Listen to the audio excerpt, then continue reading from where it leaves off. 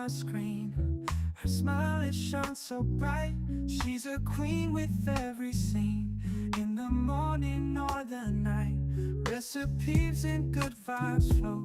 Every video a gem. Her confidence, it grows and grows.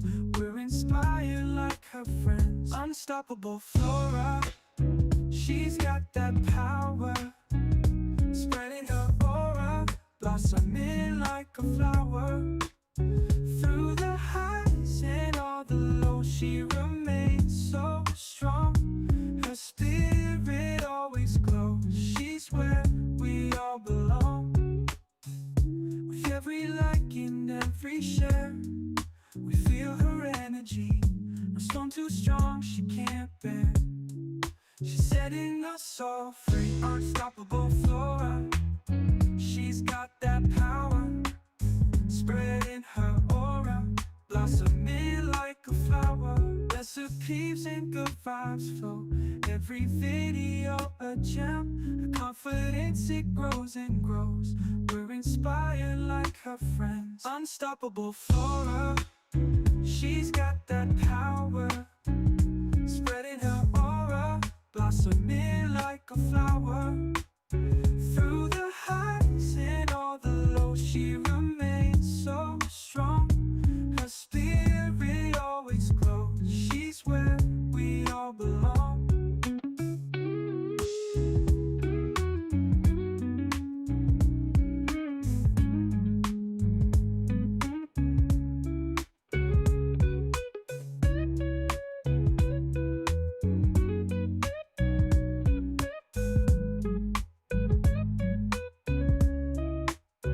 With every like and every share, we feel her energy. No storm too strong she can't bear. She's setting us all free. Unstoppable Flora, she's got that power, spreading her aura, blossoming like a flower. Through the highs and all the lows, she remains so strong. Her spirit always glows. She's where we all belong.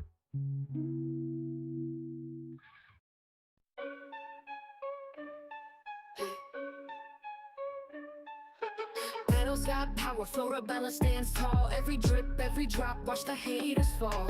Channel sharp as thorns, ain't taking no mess. Scroll through her feet, feel that queen's finesse. Vines tangle tight, but Flora breaks free. Roots so deep, can't mess with her tree. From the mud she rises, roses from the dirt. Every comment section she lays down hurt. Flora's anthem, blooming under pressure. Resilient, resolving, no lesser. Florabella's reign strong and relentless. Beauty in battle, queen sure defenseless. From the garden green to the concrete wall, Florabella, unstoppable nature's child. Leaves whisper secrets, she's the loudest shout. From the channel buzzing, she never backs out. Seed of strength, through seasons she grows. In the face of doubt, her spirit glows. Cameras ain't a limit, she branches out. Thorns in her crown, she wears it no doubt. Flora's anthem, blooming under pressure. Resilient, resolving, no lesser. Florabella's reign strong and relentless. Beauty in battle, queen sure defenseless.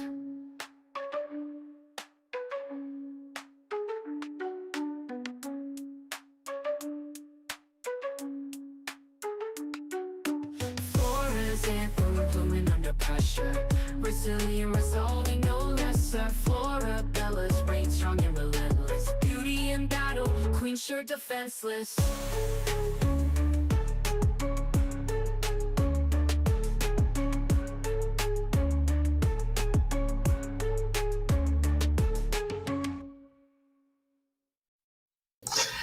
Good afternoon, everybody. Good afternoon. Good afternoon. I see the player haters have entered the chat. John of Thunder said, who made this Disney ass song? I think it's pretty lit. I like it. So, I mean, you can be a player hater, but that's okay. You're still welcome to my chat. Hey, Miss Joanne Jenkins, and welcome to all of you who are lurking in the clouds, getting ready to watch the show here today with me. I appreciate you for being here. we're going to start off going into our typical review of Manosphere content. And I think it's really interesting that men who don't have families or wives spend so much time online telling women that they're not going to find anybody, that they're not desirable, that men don't want them, that they're aging, and all these weird things. I think it's interesting that men spend so much time nowadays saying these things online, because what's understood doesn't need to be said, right? If women are unattractive, looking older, lonely, and they have no options, then that will just be, right? But what they're doing is they're taking selective clips and things that women talk about online, and especially on TikTok. So this is where I'm gonna have to talk to the girlies, right? The TikTok girlies. We need to sit down. We need to talk. We're not on code right now. We're not. TikTok seems to be full of a lot of attention-seeking people, right? That's what I'm viewing. I think a lot of the creatives stick to platforms like YouTube and Twitch, like other things that kind of are focused on the creativity versus TikTok, where it's kind of like centered on the person, the personality, like who they can attract. Hey, Brownie, how are you doing today? And I think that's the issue. Is you have people who are very unhealed, who are very wow. Jonathan says, you are obsessed with men too. I'm out later, victims. How am I obsessed with men when I talk about crime most of the time?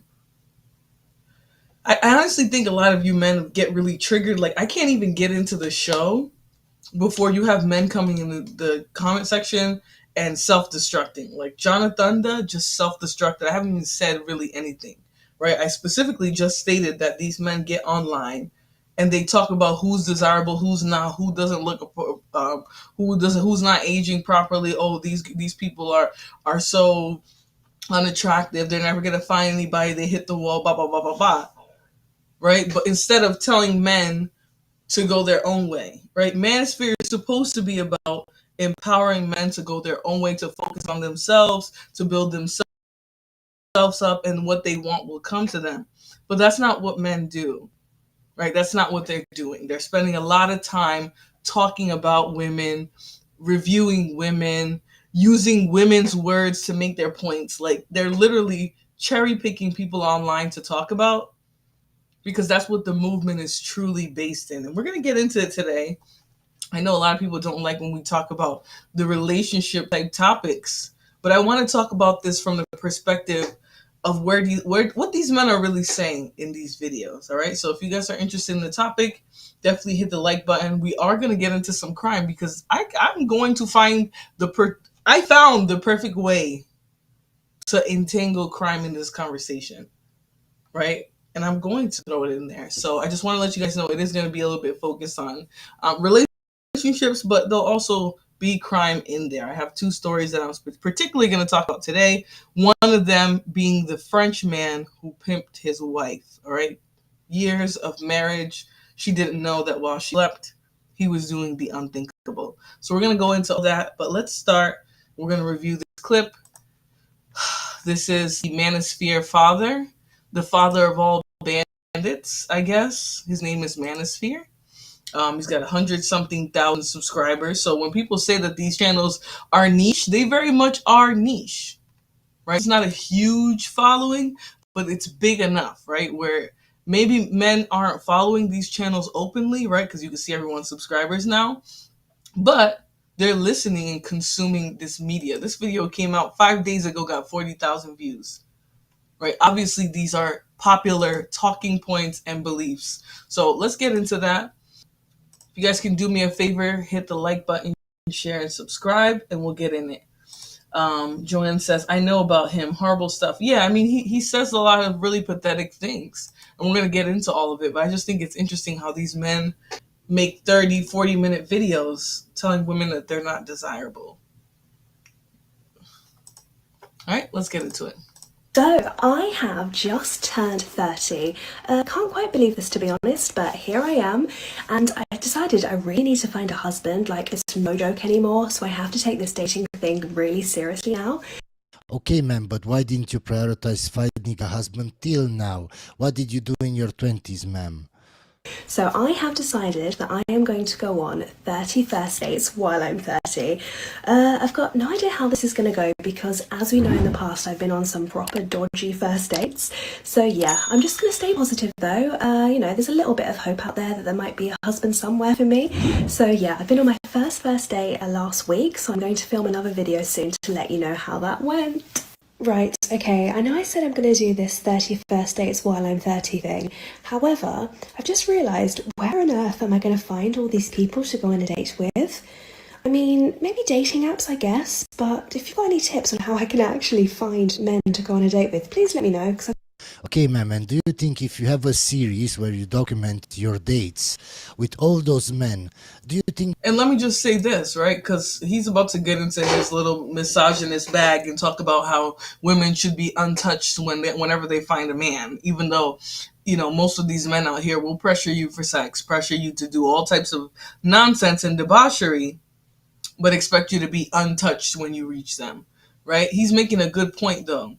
Why are so many women getting online and trying to document their dating experience?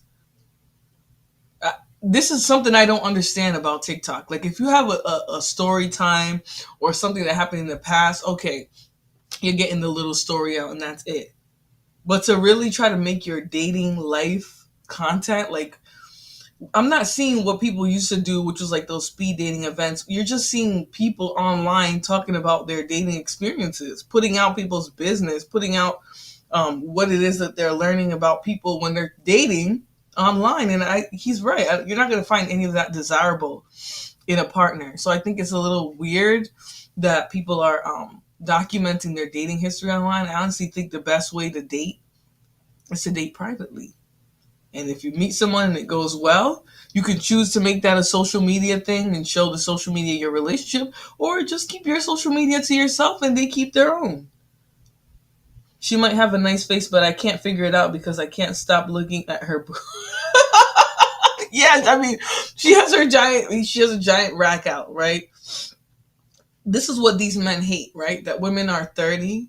They're empowered, they're free, they're beautiful, they're educated, they have their own money. And I get it, right? Men who kind of grew up with his mindset that women should get these things, money, house, car, education, when they have a man, to him it's going to be wild, right? How dare you be a free woman with your chest out, right? How dare you? And I think that's the issue that they really have, because what is he trying to lecture her about? She's 30 years old. She is young looking. She doesn't look old. She could find a man right now and have 6 kids with him, and it won't change anything. But I think what these men, what they're really saying when they say a lot of this is, now that we can't take advantage of you because you're old enough, you're not dependent on us for finances, for living, you're not at our beck and call, you're not at our mercy, essentially. We see no value in you. Because that's really what his argument is here. Let's continue, though. that will make men want to date you even more, ma'am? No, you just made your whole dating history public for everybody to see, so why would a man want to date you, ma'am? I've got 29 more to find.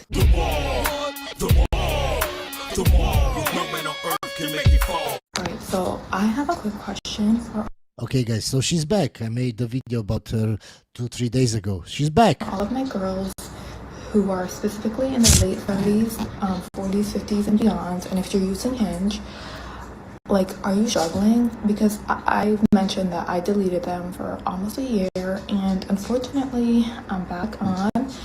So as you can see, guys, she becomes more and more and more desperate by the day, guys, because she's 39. And it's even worse than it was before, if that's even possible. But like before, I used to get hundreds and hundreds of likes, like, and I'm not saying that to like be conceited, it's just how it is for girls, for most girls. And now I'm lucky if I get 1 or 2 a week, and it's from the absolute worst people that could be on this app, and I'm not exaggerating.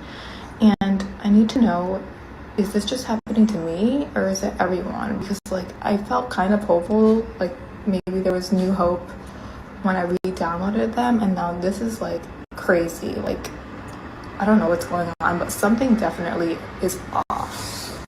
And like I know that men are always saying like women in their late 30s and beyond are basically expired, but like maybe it is true that like even if in our mind we are not, maybe to them Let me just say something as well.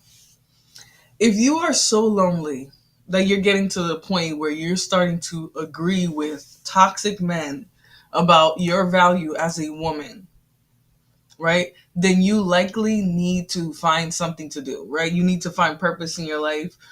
You need to go outside. You need to touch grass, right? There's something more going on, and a relationship isn't going to fix it.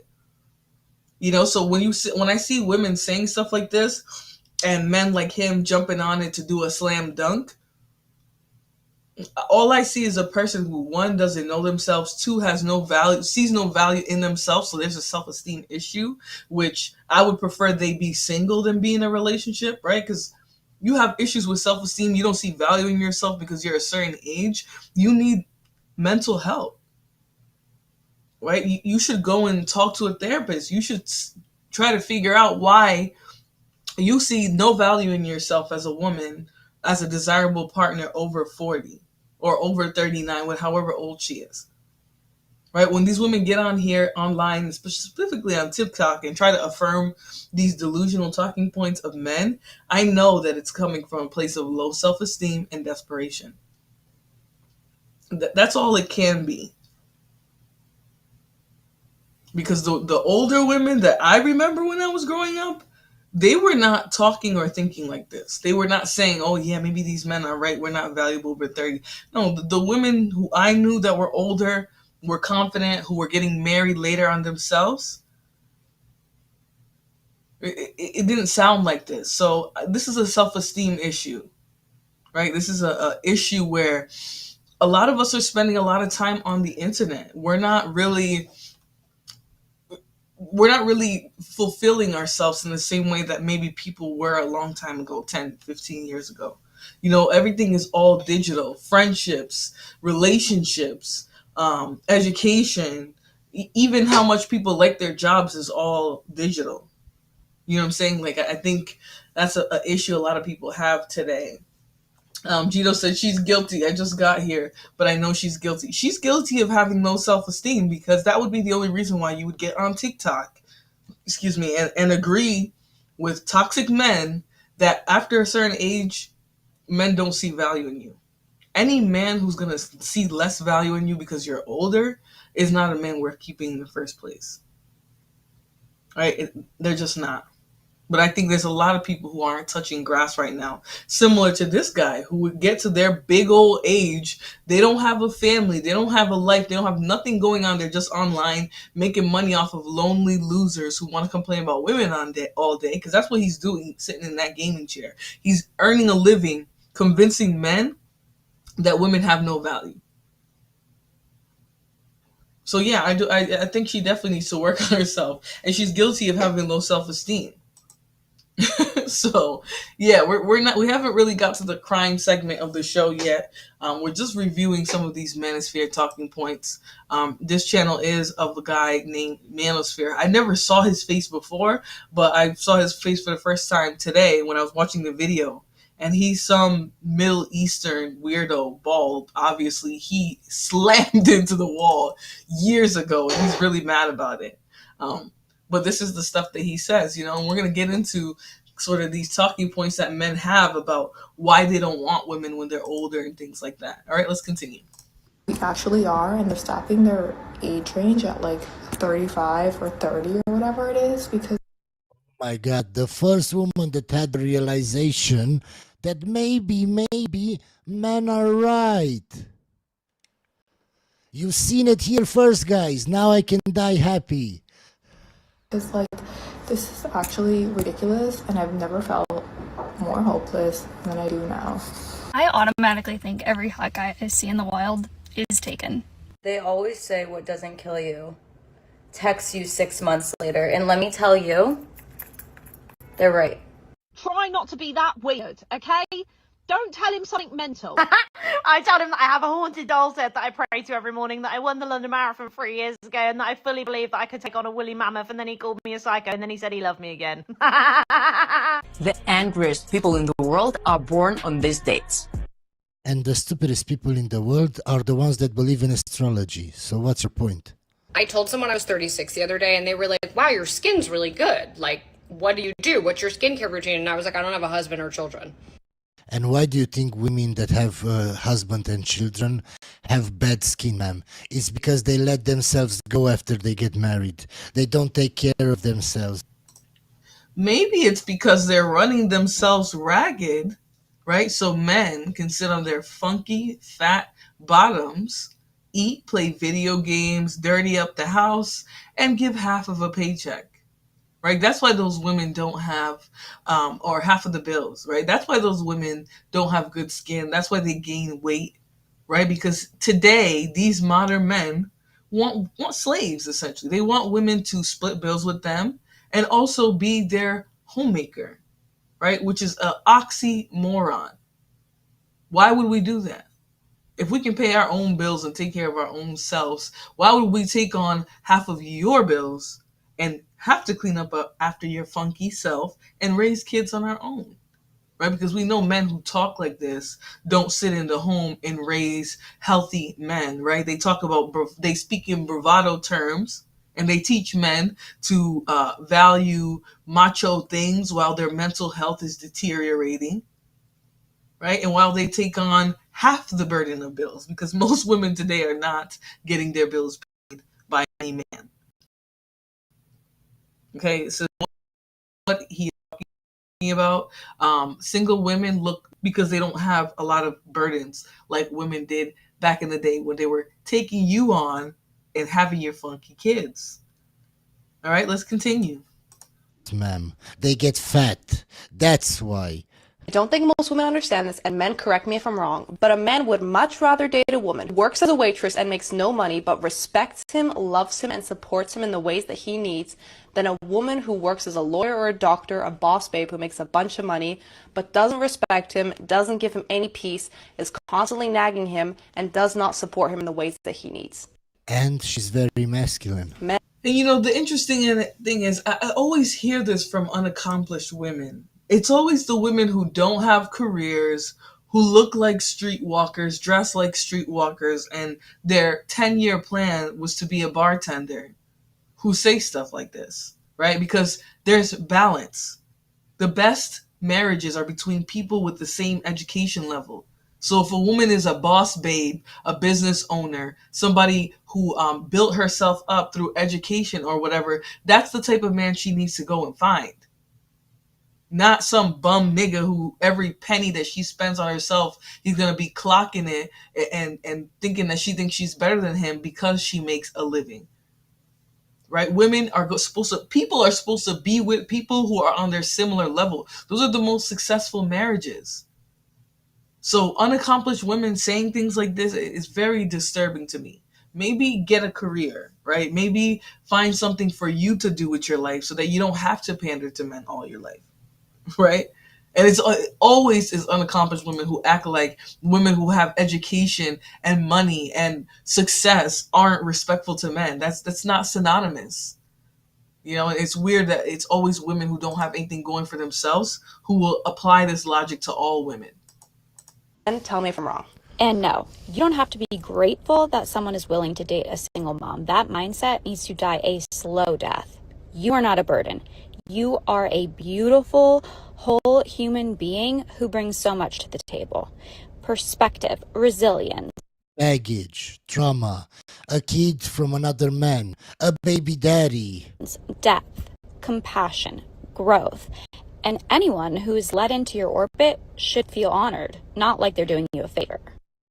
You should be honored, guys, that you're dating a single mother. How are you not honored that she didn't choose you? She didn't make a kid with you. She made a kid with another man. How are you not honored, guys? How are you not honored to raise another man's child?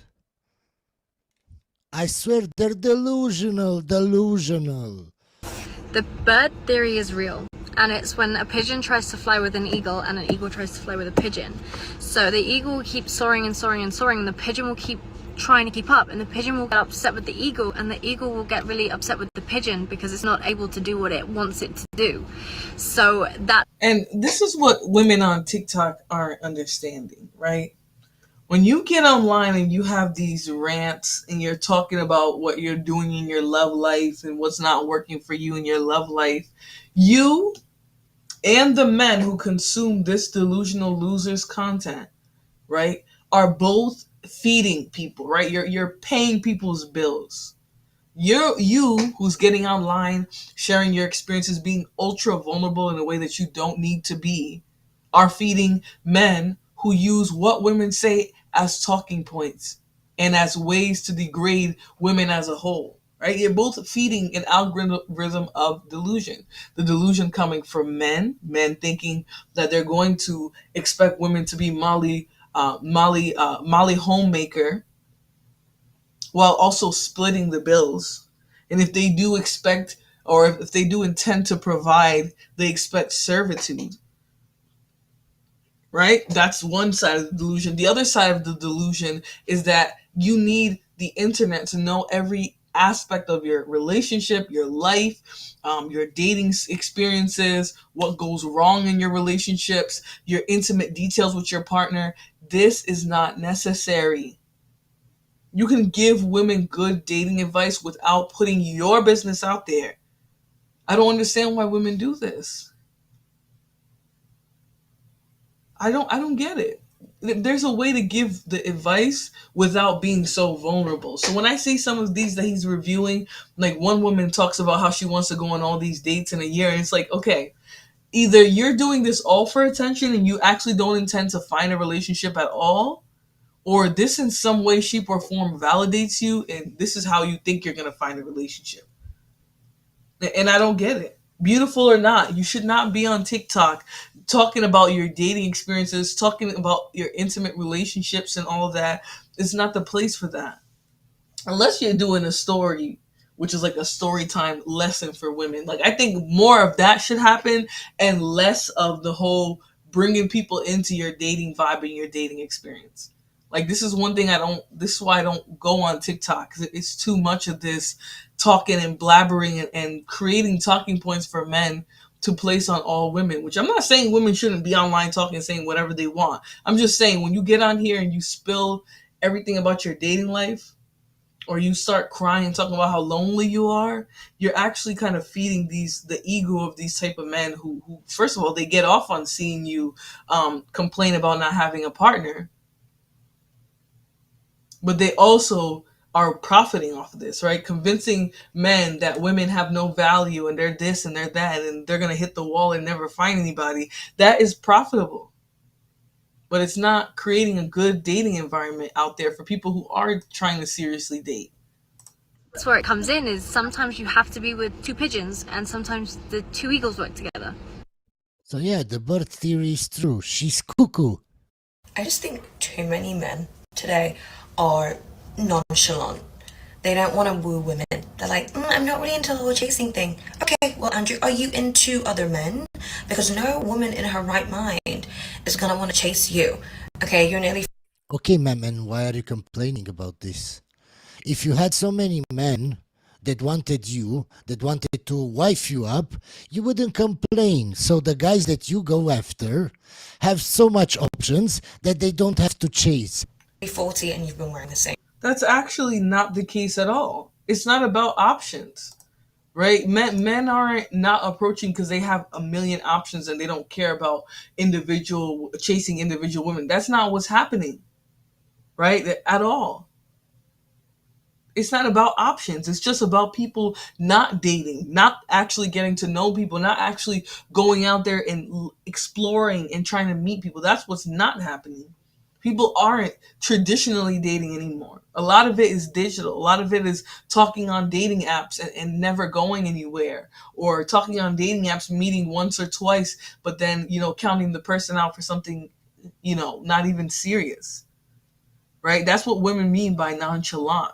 They mean that today the value in relationships is zero, right? Because we can pay our own bills, and we can be around our friends and people who are actually enjoyable to be around, versus a man who has a bunch of rules for us and who wants to control everything about how we express our womanhood. Pair of boxer shorts for 3 days straight. Text that girl before your hairline leaves the chat. Like, learn how to yearn. Grow up. Ma'am, how are you dissing men? When men show you that they don't want to chase you, they don't want you. How are you somehow dissing them for not wanting you? It's so crazy, guys. They have no logic. This is your reminder to be gentle with your husbands, because I'm currently sitting here with water leaking through our ceiling, and it doesn't really affect me, right? I mean, yes, it's terrible and I can help soak up the water, but it falls on my husband, who also has to continue managing a company today, all while also trying to find a solution to fixing the water currently wreaking havoc on our home. So just be gentle with them, because they really do have the weight of the world on their shoulders. The truth is that men will carry the weight of the world on their shoulders for a woman that appreciates it. I will never ever get over the fact that one of the biggest singers in the entire world is in my DMs and was messaging me and liking all my stories, and I thought I was the only girl. Turns out I'm not the only girl. He does it to everyone in my friendship group. It just proves my point that women have delusional standards. Why would a famous singer want to date you, ma'am? What makes you special? Because he has a lot of money, he has a lot of fame. What do you have? You have a TikTok. You do your makeup on TikTok. So what makes you think? And what do you have? You are bald. You are old. Nobody wants you. You have gray hairs and you don't have a family to lead. In fact, you have a girlfriend while she is a young woman. Sorry, I just turned African for some reason. But what's his point? But this is why I say the stuff that men say online is dangerous. Because why are you even saying this? What's the point in saying, oh, you're so delusional. How dare you get on here and think that a famous man actually liked you because he was showing you attention and acting like he liked you? I mean, obviously it's not that big of a deal. She's saying it in a lighthearted way, jokingly probably. But these men take little things that women say online and run with it, run to hell with it. I'm not getting it. I'm not understanding how he's feeling and why. You know, he just seems to have some intense energy about women getting online and saying like, oh, I thought this man liked me, or I thought this celebrity liked me. Celebrities marry regular women every day. You know, but these men want other men to believe that women are just so undesirable, nobody wants them. Once they turn a certain age, you know, the world is over for them. They're lonely, they die alone. Like, men are the ones actually dying alone. But that's what they want men to believe. That once women reach a certain age, that the world shuts down for them. It no longer cares about them. All right, let's continue though. That you're so special that a guy with a lot of money and fame, a singer, would want to marry you, ma'am. This is what's crazy to me. It's ridiculous, but he's literally the most well-known singer in the entire world. So if he wants to give me some tickets for his world tours that he does, please hit me up. I think he's done them. Where are all the guys that love taller women? Where are you? Where are all the women that like shorter men? Because every time I connect with someone, they're like, you're just too tall. I'm 5'9", I'm not even that tall. And if you're 6'2" and I'm too tall, why are we... the short leggers get all the fun. It's not fair. I don't mind a short prince either. It's like, don't tell me I'm too tall. You knew how tall I was, and then you're a short prince, and then we go on a few dates, and you're like, oh, you're actually too tall for me. Oh, I didn't even see, because for some reason my, what do you call it? It's not showing me the people that are in the chat. All right, so no one says women like older men. Let's not pretend. I don't think necessarily that women like older men. All right, I think women like men that are mature. Women tend to be a little bit more mature, so therefore, or sooner than men, so therefore, they want men that are showing more maturity, um, more manhood, whatever you want to call it. But I wouldn't say necessarily that women like older men. Access to room. You need to go to bed. Rashun Chala says you got potential to be a good 304.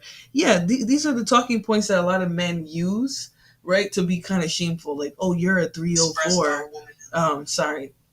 You're a 304. We hate 304s. We want the new young women. We want women that don't have experience. We don't want you older 304s. If you're 40 plus saying 304, that's the problem you have right there. Women's options go down dramatically as she ages. They don't. They don't. They don't.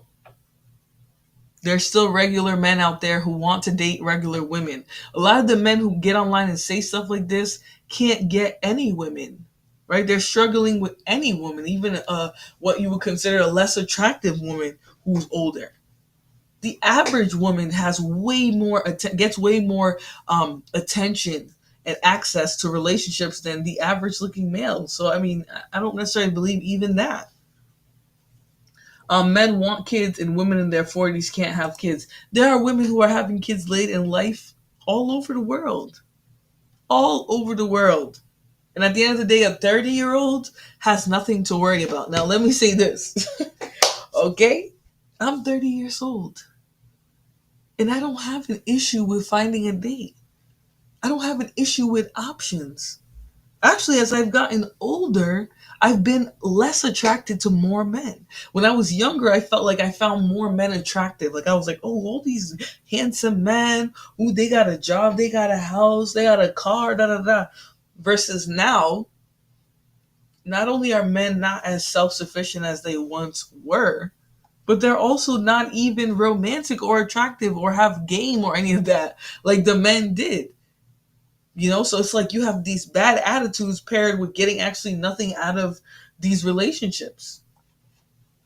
No one, the average man is not having kids until later in his life either.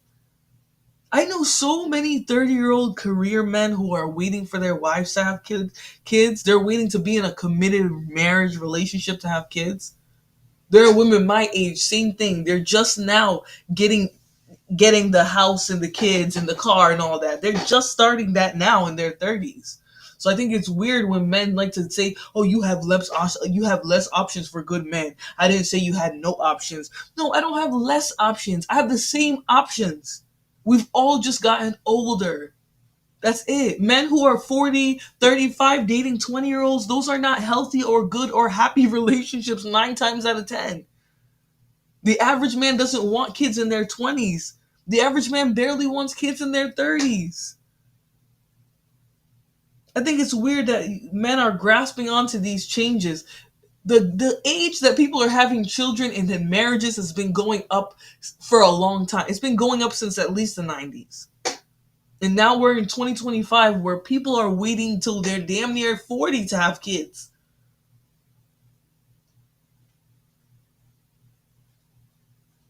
'30s are cook clock? No, they're not. You have trouble comprehending what I'm saying. Average men want kids, okay? And they don't have them until their late 30s. That's what I'm trying to tell you. I'm not saying average men aren't having kids. I'm telling you they're waiting until their late 30s. They're not having average men who are healthy, who have careers, aren't having them in their 20s. So I'm telling you, as women are aging and having kids later, so are the men. There was a lot more men having kids in their 20s back in the day. The time has gone up. You don't need to mention age. The point is that most people are waiting till after 30 to have kids. So whether women are doing it and men are doing it, makes no difference. This has nothing to do with options. But it's like people want to weaponize the age of women to make women feel like they should be desperate to get into a relationship, desperate to get married. No, there's no need for that because most people are not going to have their kids in their mid-20s like they did. We don't even live in a world for that. We don't even live in a place where people can afford childcare, much less have children. No, you keep trying to tie in this biological clock. Most people are having kids later in life. And those 40-year-olds who are having kids right now, they're not having them with 20-year-olds. They're having them with 30, early 30s, late 20s, mid 30s, 40s. They're having them with whoever can have children. You can rather whatever, but what are you getting, Lee?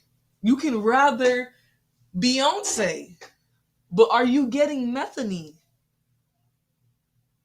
That's the problem. The men who are complaining about women waiting longer, getting themselves established before they have kids, they're not the ones who are even out here having families and relationships. This loser talked about a girlfriend and he looks my uncle's age. Most of my uncles have families, children, they have so much going on in their lives. They're not online talking about what women who are in their 30s or even 40s are doing, right? Because they're with those women. They had children with those women. Do men want kids? Can over 50-year-old women have kids? Why are we focused on 50-year-olds? Like, this is what men do online that it's really dumb. Instead of talking to men about how to be better mates, how to keep a relationship, this is what they do online. They try to shame women about their age. Excuse me. Excuse you. I'll just give you anecdotal experience from myself. I'm 35. Do you think that women my age are offering like orders of magnitude more in terms of their behavior and demeanor and personality than a 25-year-old? I would say yes to How? me. Tell me how. So, 35 years old, you have gone through and experienced different things that make you understand like who you are and what you value. No, ma'am, those experiences make you less valuable to a man. Why? Because having more experiences means that you have more baggage, you have... See, this is the part I wanted to really get to right here, right? Having more experience and knowledge is a bad thing for these type of men, right? Because with that experience and knowledge that you've gained throughout your life by being in different relationships, and those relationships failing or whatever the case may be, maybe they failed because of miscommunication, different values, just not the right time, right? Those experiences, these men take and turn it and imagine it into women having sex orgies all throughout their 20s and then picking the loneliest, baldest bandit to get married to when it's time to get settled down and get married. And that's just not what's happening. That's not what's happening.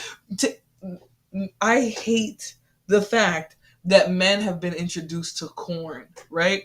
Because ever since men were given corn, their imagination runs wild. Yesterday I came home from work. I had dinner. I cleaned up, vacuumed, put some things away, put my stuff together to do laundry today. And then I went to bed. And I had the best 9 hours of sleep of my life. The best. Right? But let these men tell it, right? Let a bandit that I didn't text back tell it. Oh, I was up, getting ran through, body by. Oh, how dare you? You fell asleep, lying asshole. You're sitting there getting yourself bust wide open while I'm here waiting for you to text me back. Men imagine the most stupid things. They act like women aren't people. We work, we have jobs, we go to school, we have lives like everybody else. So a woman in her 30s has nothing to do. Like, why are you imagining the last person she dated and kissed? If women had the same belief and imagine all the last partners that all the men had, we wouldn't watch you either. We wouldn't want you either because you guys get prostitutes. You sleep with thoughts on the street. You grab whores from the club and you take them home. That's what men do. And that is way less desirable than the relationships a woman may have had up until her 30s to when she has become a actual person who's ready to have a relationship, a family, commitments to that family.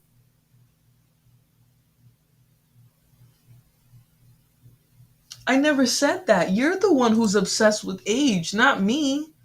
But what I'm trying to tell you is at the end of the day, women have options regardless. Whether you think they're good or bad or enough, women have options. Doesn't matter how old they are. Even the biggest back woman in the world, whitest elephant woman, could still get more relationships than half of you bandits online that are always crying. Always crying. Always fighting. If it's a black man, always fighting wigs. Always fighting against black women. Always crying about black women not choosing you. This is what men do online. Oh, she's a 50-year-old. She don't have options. She has the options that she wants. And you really think a 50-year-old is sitting here worried about having a man scratching behind her butt?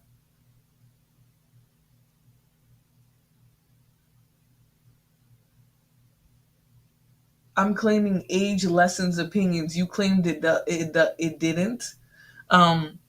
It doesn't. Like I said, it doesn't change anything. Because again, if you're a 50-year-old and you're looking for 20, 30, and 40-year-old men to be pursuing you, then there's something wrong with you in the first place. But women in their 50s are dating plenty of men in their 50s. And they say the same thing about those bandits. That they're delusional, funky, lazy, mean, cheaters, mid. They say the same thing. They say the same thing. So it really doesn't really mean anything. But okay, let's continue. More trauma, more guys cheated on you, so now you're paranoid. You have all of those issues that maybe a 25-year-old doesn't have because she didn't went through the same things as you.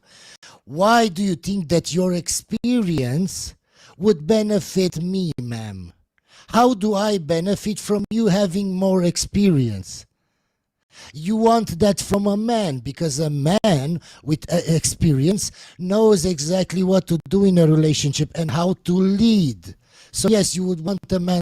And you know, he's making a point here. He's trying to make a point here about what men do with their leadership, okay?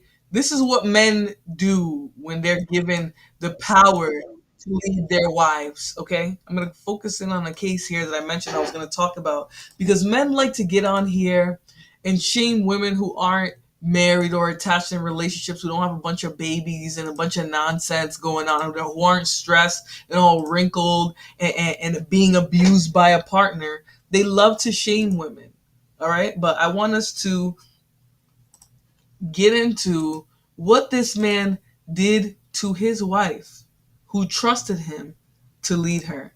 All right, let's get into it. A minor arrest led to the shocking discovery of Dominique Pellicot's decade-long campaign of abuse against none other than his own wife.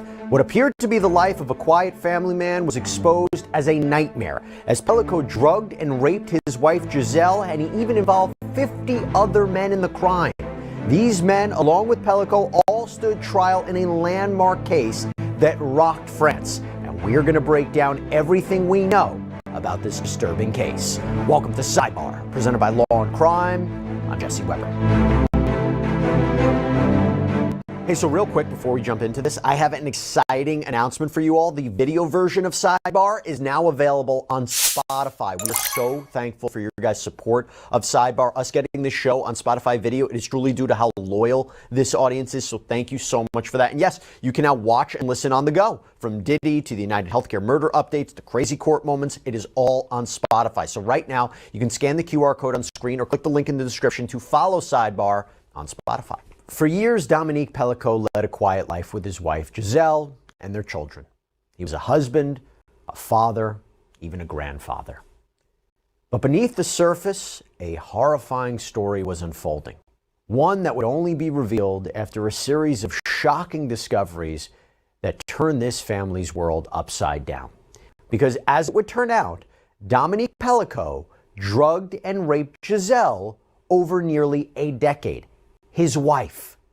But it doesn't even end there, because he also brought 50 other men to the couple's home, all of whom participated in raping her, and all of whom stood trial along with Mr. Pellico last year, facing Giselle Pellico in that courtroom every day for a massive rape trial that has stunned France and arguably the entire world.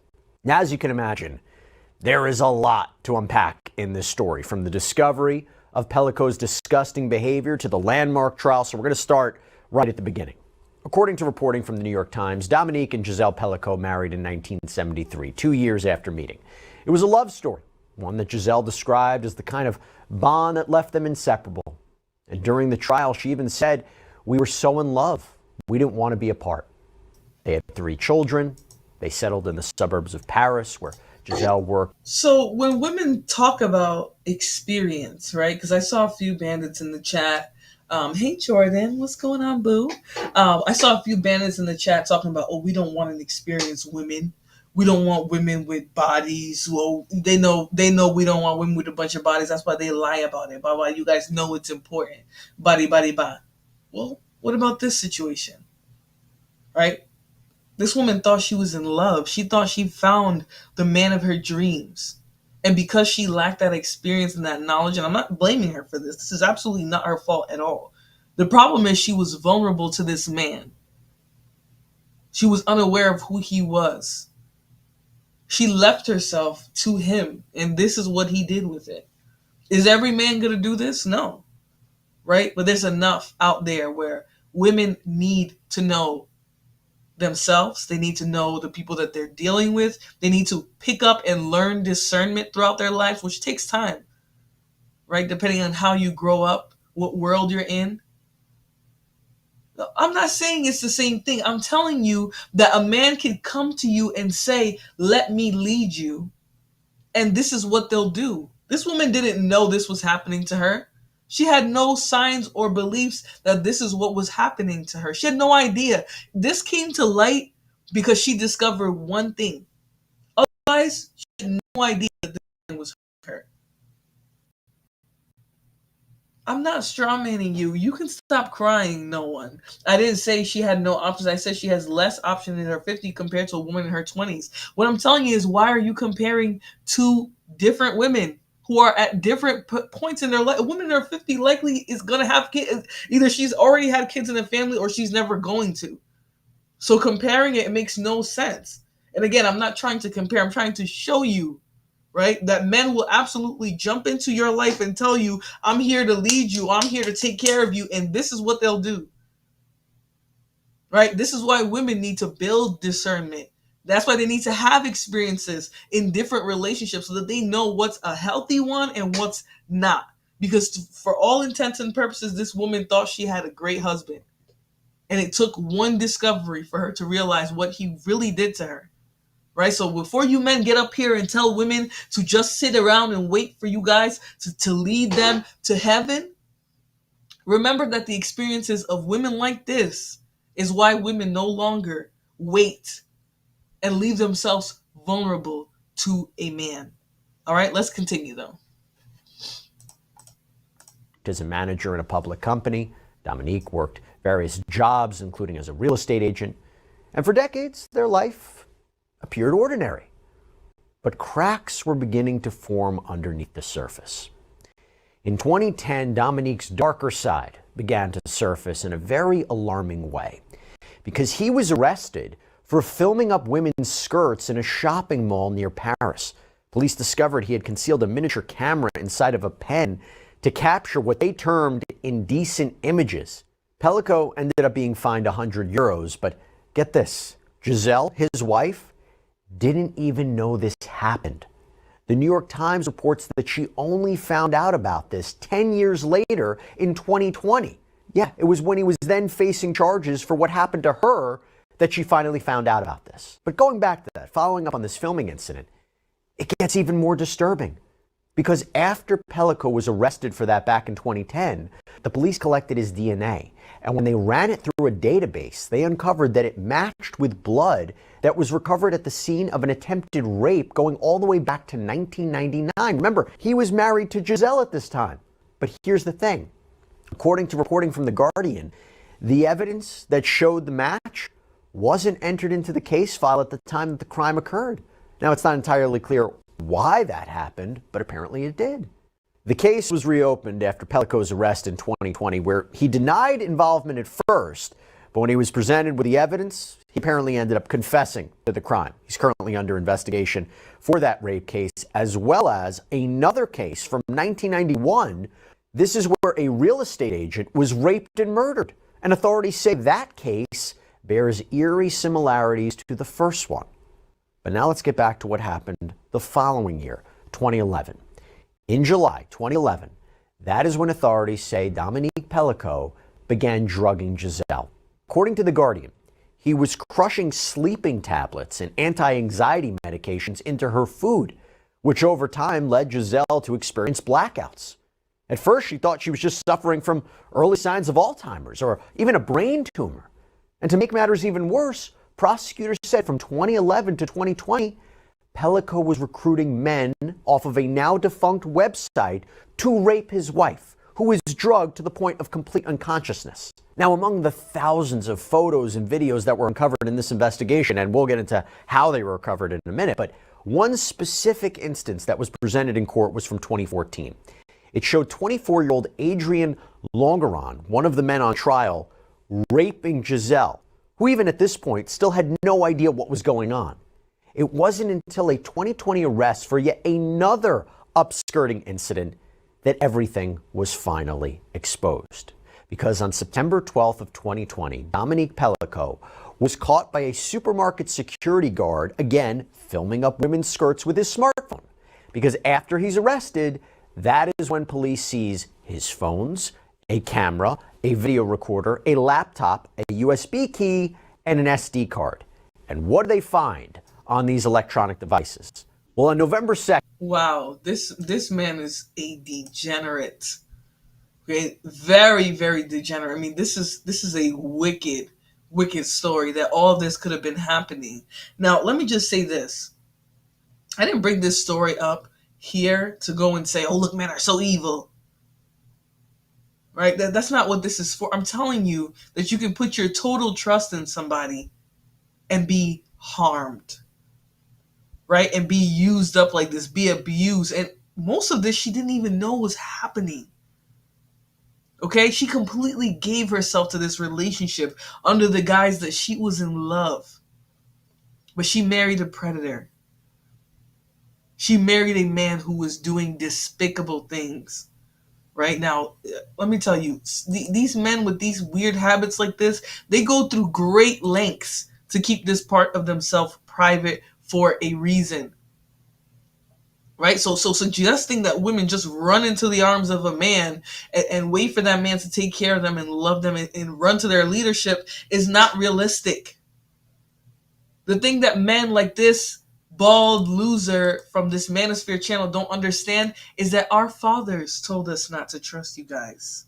Our fathers told us not to wait or rely on you. They told us to get education, to build our own, to have our own. Because the last thing that they would want is to see us in the position that they even put our own mothers in, maybe. Right? Because they talk to us from a place of realness, right? From failed relationships, from maybe a successful relationship that they had. Who wants a woman with one foot out the door? If one's out, might as well keep both out and keep it pushing. I don't know what you're trying to say. I don't know what you're trying to say here, because I think at the end of the day, what women really say are really saying when they get online, they complain about relationships today, is that we're not finding good partners. We're not finding accountable partners. We're not finding men who want to put effort into a marriage that women should seek out in the first place. That's what women are saying, but all you hear men do when they come online and complain about women like that man's going to do for another hour is, oh, she's old now. Younger women are better than you. You're going to be replaced with younger women. Bah, bah, bah, bah, bah. When there are women who trusted men, married them, have families, and ended up like this. All right, let's continue to hear this man's degeneracy, all right? Giselle sits down with police. Now she's thinking, we're here to talk about my husband's supermarket incident, right? Nope. Instead, the officer showed her the images and the videos from Pellico's electronics and informed her that her own husband had been drugging her for years and inviting dozens of men to sexually assault her. Process that for a second. Imagine being told that. The next day, November 3rd, Giselle, unsurprisingly, moves out of the home that she shared with her now disgraced husband. But this discovery was just the beginning, because now police had to find these other men, and they end up finding them and arresting them using photos, Skype records, phone messages. They tracked down 50 men who had participated in the abuse, and they were arrested beginning on February 9th of 2021. Now, oddly enough, Pellico actually led authorities to a hard drive in his garage where thousands of images and videos were stored in a folder, get this, named Abuse. Yeah. By the way, Pellico was released while awaiting charges, and according to the New York Times, they reported that he actually continued his abusive behavior against his wife for another 2 months. But by November of 2020, time had run out for Mr. Pellico, as the police were ready to expose everything that they had found. So how did authorities uncover literally thousands of incriminating messages? Well, CNN did a deep dive on this, and the details are beyond horrifying. As I mentioned, one of the most chilling aspects about this, apart from, the sheer number of men involved and the cruelty of this abuse, is that Dominique Pellico used the internet to manipulate and recruit others to participate in this abuse of his wife. According to CNN's investigation, all of this was made. I'm not saying that the average man is going to harm you in this way, right? But what I will tell you is that women need to learn discernment. They need to learn discernment. They need to learn who they can and cannot trust, and that takes time. Women aren't going to be good discerners of partners and husbands at 20, 25 years old. They're just not, especially not in this society where a lot of women are still building themselves up career-wise, education-wise at that time. So I'm not saying the average man is going to harm you like this. But what I'm telling you is that when you guys start telling women, or start saying to women that are your age, right? You're 30 and 40, you're telling women who are in their 30s and 40s, oh, we don't watch it anymore. We're going to go get 25-year-olds. We're going to go get 17-year-olds. We're going to go get 19-year-olds. We're going to get 21-year-olds. You're not saying anything. You're not scaring women, right? Because healthy men our age want us. They want to be with us. They want to marry us. They want to have children with us. Right? It's just the reality. So when you guys get on here and you're saying this stuff, to me, it just comes across like you want women to feel like they don't have options. If that's true, right? What's understood does not need to be said. If women truly don't have options after a certain age, then let it be. They'll be single, lonely, childless. But that's not what's happening. Women are getting married and having kids. It's just happening later.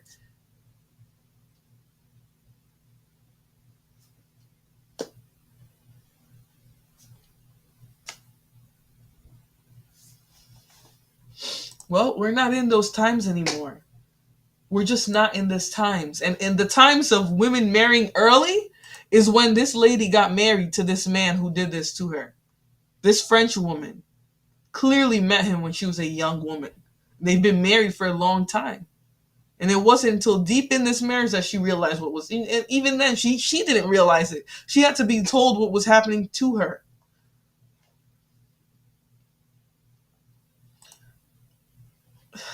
My God.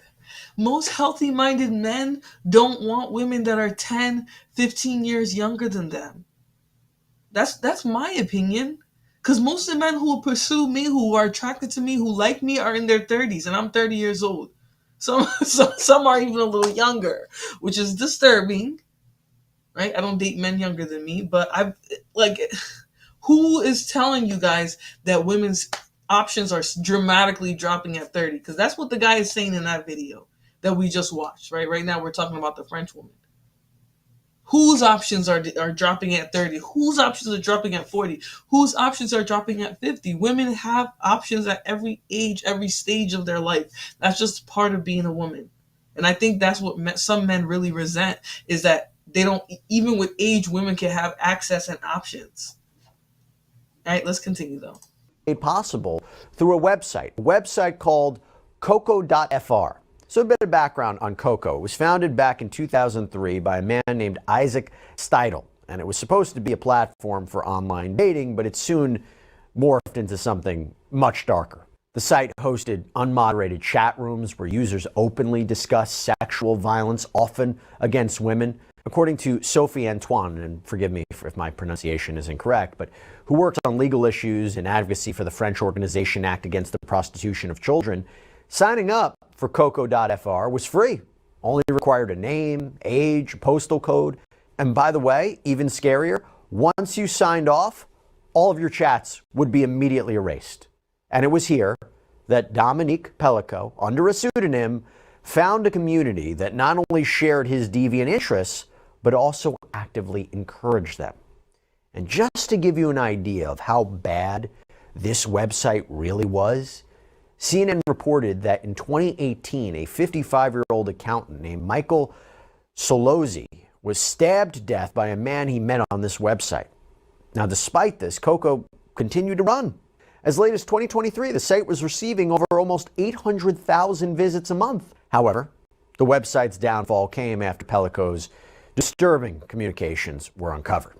So you go back to 2011, and Pellico began using Coco, the website, to solicit men, again, to rape his wife. And his method of recruiting men was actually disturbingly efficient. He started by initiating conversations in a chat room on the site that was named Without Her Knowledge, and you can only guess what that chat room was being used for. And once initial contact was made with the men in that chat room, Pellico would move the conversations to more private platforms like Skype. In these video calls, he would show his wife, Giselle, unconscious from drugs. He would show this to the men.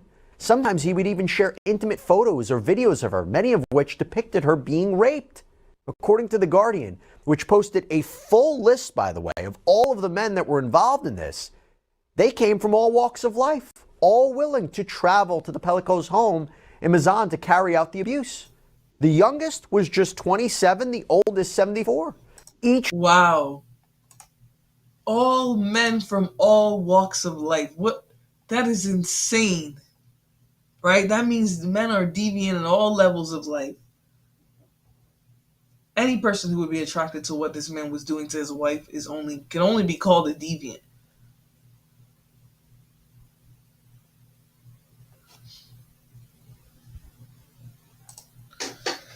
Mr. Good Citizen, why don't you men offer something that women are willing to fight for?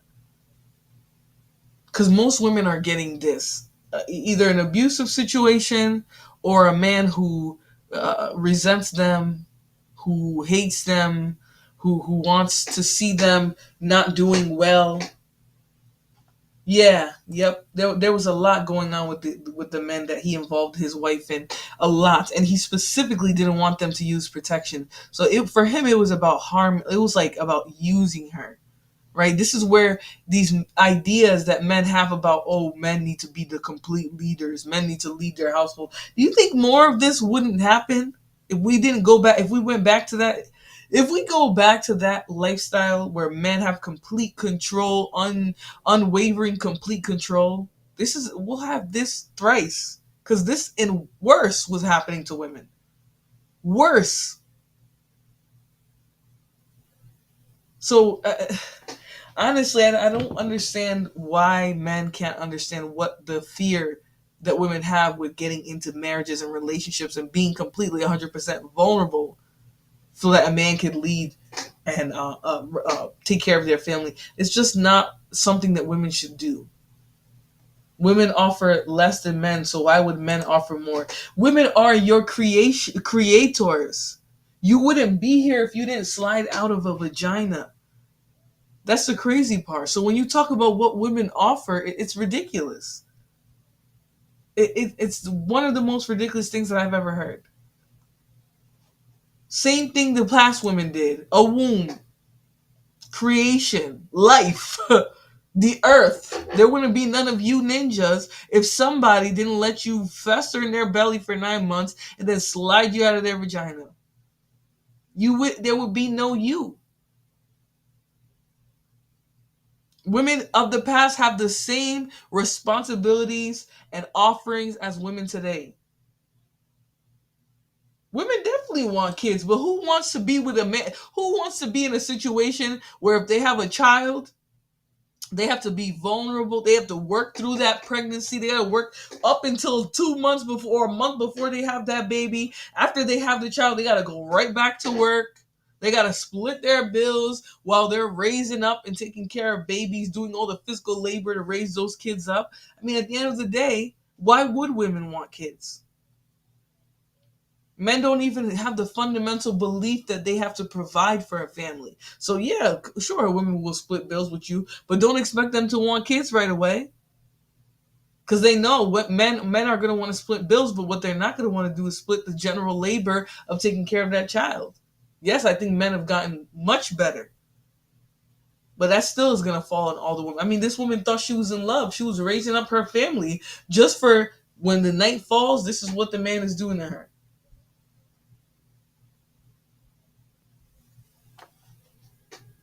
Trust me, the women of the past don't have nothing good to say about you and your daddies. So you can say whatever you want about the women of the past, but they don't have good things to say about you. So they had loyalty, loves their families, didn't complain, and still ended up abused, thrown out for the next woman, left to raise kids on their own. That's what they got. Y'all can talk about the beautiful stuff, but you're not going to talk about why women have strayed away from relationships and families in the first place. Because they did all that. They were loyal. They were loving. They didn't complain. And what did they get? A cheater, a liar, a mean man who resented them for having a career or for wanting to go and have a career, for wanting an education.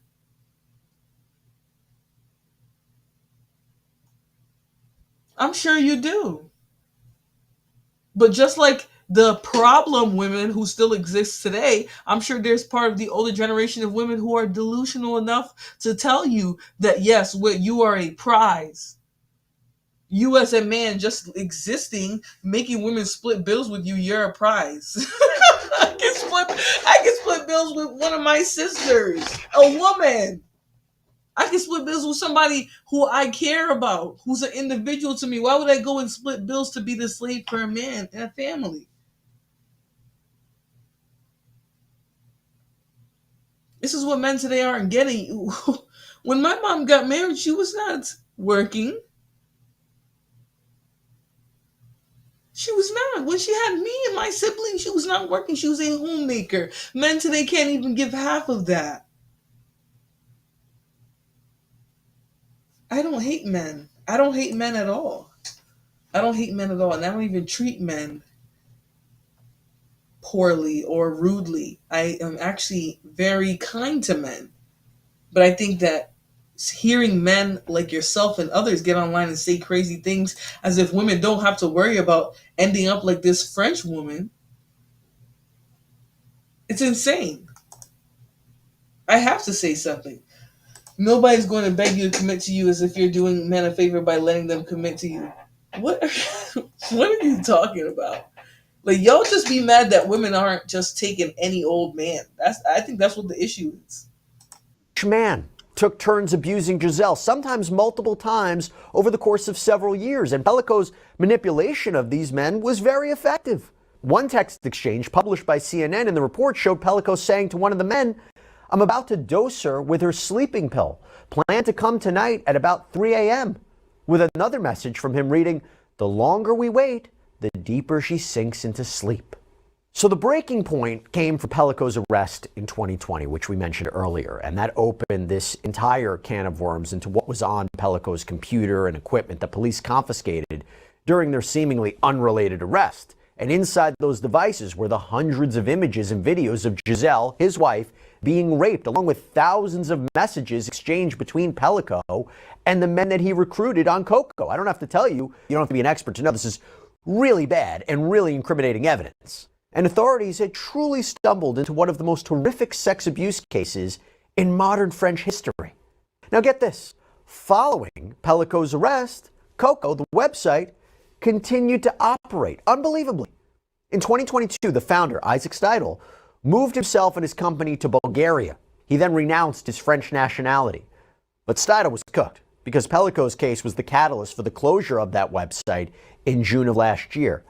Now, I will tell you, that is not where this story ends, because according to the New York Times, Steidl was formally indicted this month for a series of criminal charges, some of which are directly tied to the horrific abuse orchestrated by Pellico. Steidl now faces a slew of accusations, including complicity in organized criminal activity, drug trafficking, possession and distribution of child pornography, aggravated pimping, money laundering. If convicted, he's reportedly looking at up to 10 years in prison and a fine of up to 7.5 million euros, which is around $7.7 million in American currency. And after paying a hefty bail of $103,000, Steidl was released from jail, but he's barred from leaving France while this investigation continues. His lawyer, Julian Zanata, proclaims her client's innocence, stating that Steidl firmly denies the accusations and that he will seemingly fully cooperate with authorities to prove his innocence. According to French prosecutor Laurent Bacot, Coco was linked to cases that go way beyond Pellico.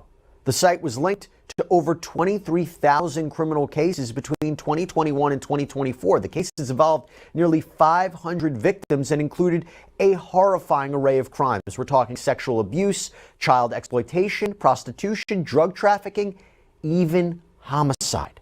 So now we go back to the timeline. Dominique Pellico and all 50 men involved stood trial in September of last year, and it quickly became one of the most shocking and widely followed legal cases in recent French history. Because as the details of the abuse were revealed, the courtroom was packed with reporters, victims' rights advocates, ordinary citizens who came to witness this. And even more interesting was that the BBC reported Giselle, the victim in this case, attended this trial almost every single day. And by the way, this is no small choice, because in cases of sexual abuse in this jurisdiction, victims can choose to remain anonymous, to shield themselves from the scrutiny and shame that often is attached to such crimes. But according to the BBC, Giselle waived her anonymity to, in her words, quote, make shame swap sides from the victim to the perpetrator. She was quoted as saying, I want all women who have been raped to say, Madame Pellico did it, I can too. How brave is this individual?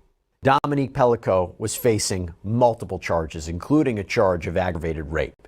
He actually admitted to drugging Giselle and was quoted as saying, I am a rapist like the others in this room. They knew everything. He also reportedly said, I acknowledge all the facts of the case in their entirety. But during the trial, the New York Times reported that defense lawyers tried to paint Giselle as somebody who enjoyed sex with her husband but was too embarrassed to admit her own sexual desires. The New York Times even quoted a few of the questions she was asked, one of which was, would you not have a secret inclination for exhibitionism? And another question reportedly asked of her was, these photos are very explicit. Not all women would accept this type of photo, even with a loving husband. But Giselle refuted the latter question, as the outlet reported, saying, if a man came to have intercourse with me, he still should have asked for my consent. Now, something else that's pretty bizarre about this trial is that the New York Times reported that Dominique Pellico argued he was the only person who was honest. Yeah, the rapist who admitted to his actions while others tried to hide their involvement. That was a big claim here. But the BBC reported that some of the men said that they were manipulated by Pellico into believing that they were participating in something that was actually consensual with Giselle, who was only pretending to be asleep. And several of the men denied knowing they were being filmed.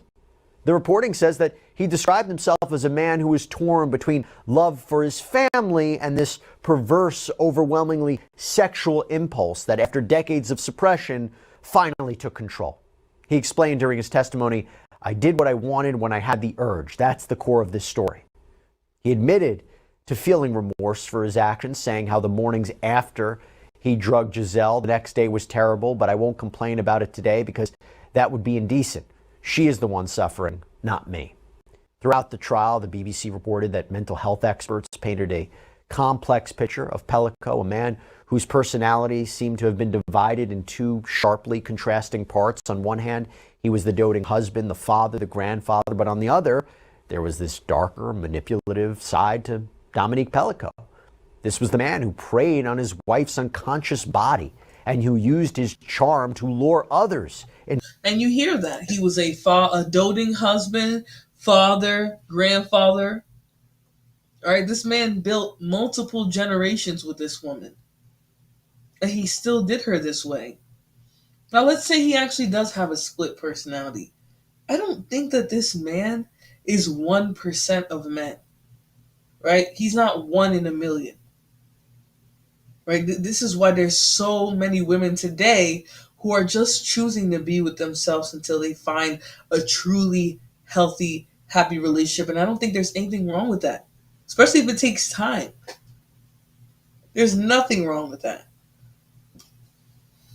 We have Mr. in the chat who's just talking about what man had did and what man had do and what man had won't.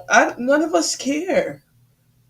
I'm just curious why we're talking about what a man did, but you're talking about how great men are and how women just complain and commit to them and marry them.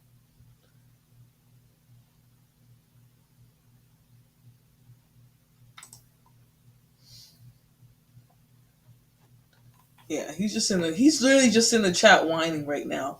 But it's a lot of feelings that men have that they come online to really deal with. That they listen to these podcasts and these men who say stupid things just to affirm how they're feeling about women and their position in society in the world. Thank you again, Jordan, for the floating thing there. I can't read what it says, but it says you sent something. Thank you so much for that. I appreciate it. You tell men not to get married. Why are you so worried about what men do? If a man wants to get married, let him get married. You guys focus so much on other men. Focus on your own relationships. Focus on what you can get. It's like misery loves company.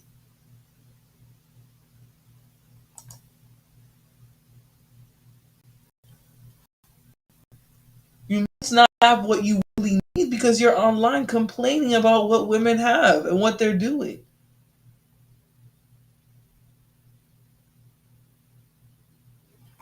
It's ridiculous. All right, let's continue.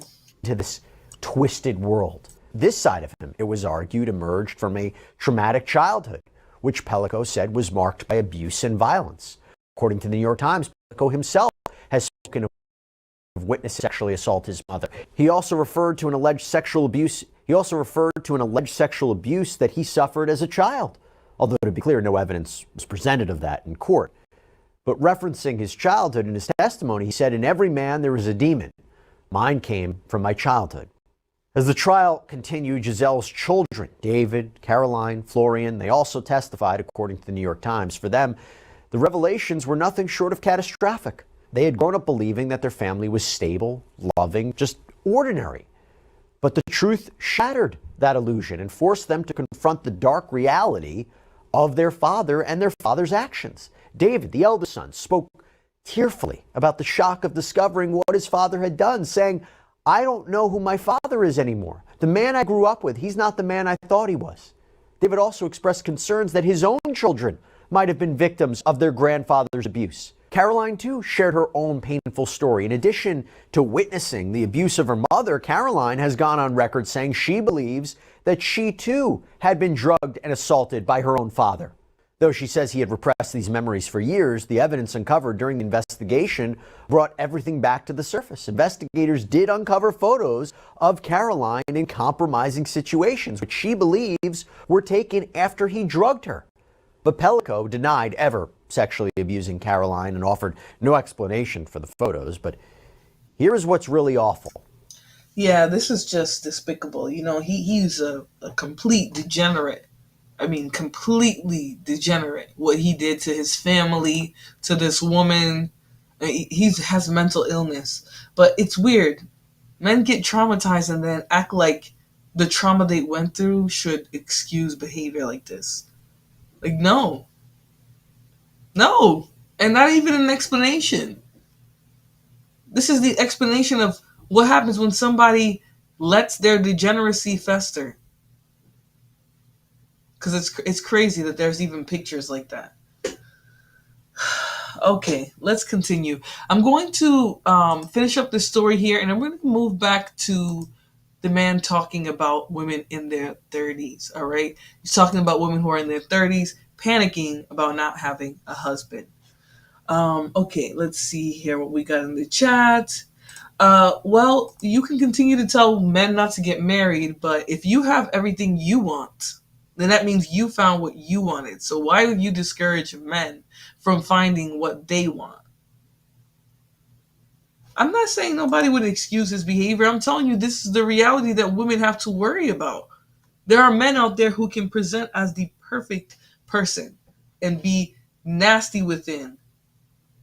Yeah, Mr. is just being nasty. He just wants to complain in the chat. He's talking about feminism. He's talking about, oh, I'm out. This is pointless. But you're here and you're listening. So obviously you enjoyed the show, and I hope that next time that you come in here and you actually hit the like button, you share and subscribe, because this is supposed to be about a conversation. You're not helping them avoid destruction because you claim that you found what you wanted. How did you find what you wanted? But you got the truth is that you people who claim that you have what you want, just like that Manosphere guy, you guys never really find what you want. You never really get what you want. Even though you get somebody, you don't get what you wanted. You never get the woman that you wanted. And that's why a lot of you guys really be mad online, complaining, yelling at strangers and telling them not to get married, because you never got what you wanted. Because if you got what you wanted, you found what you needed, you would be telling men how to find that. You wouldn't be online telling them not to get married and not to have a relationship. No one seems to think that I said men shouldn't be committed and get married. I never said that. I just said that you're trying to act like older women don't have options or their options go down. No, as you age in life, things change. As you get older, you're either going to be looking for a committed relationship or nothing. A lot of older women, well, I'm not going to say nothing. Nowadays, people sleep around all over the place. But what I'm saying is, as you get older, the desire to be out there in having a new man every other couple of months or being with somebody, that's not as strong as when women are younger and they want to compete and they want to find a man and get married and have kids. It's not the same as when women get older. So when you talk about less options, you're not really saying much. You're not. A lot of women are in their 30s, late 30s, early 40s getting into relationships, having children for the first time. That's just that's literally what's been going on for the last couple of decades. That the age of having children has completely skyrocketed. So, all right, let's continue. When Antoine Camus, the lawyer who was representing Giselle and the couple's children, asked him to liberate his children from this nightmare that they had experienced, his response was arguably very brutal, because he said nothing but, "That's their problem, not mine." Now, in the last few days of this trial, Pellico's defense lawyer concluded her remarks by reading 2 poems that Pellico had written in prison, in which he expressed remorse and asked his family to remember the better version of him. But the evidence against Dominique Pellico was undeniable. And after 4 months of testimony, the court finally delivered its verdict in December, where Dominique Pellico was sentenced to 20 years in prison after being convicted of aggravated rape and other charges. 20 years in prison is the maximum penalty for aggravated rape in France. All 50 of the other men, too, that were involved in this abuse, they were also convicted. And you had sentences that ranged from 3 to 20 years. However, I will say the trial's outcome was not without controversy, because some of the sentences were lighter than those sought by prosecutors, and this sparked public outrage. According to The Telegraph, Giselle's family, particularly her children, felt that the sentences didn't truly reflect the horror of what had happened. And here's just a glimpse of the sentences that a few of these men received, as reported by the New York Times. So you have Jean-Pierre Maréchal, who pleaded guilty not to raping Giselle, but to following Dominique's blueprint in drugging and raping his own wife. He was sentenced to 12 years in prison, though the prosecutor had recommended 17 years. Carly Arbo, a 22-year-old laborer, received a 13-year sentence. But get this, Arbo had visited the Pellico home 6 times. That was far more than most of the other men.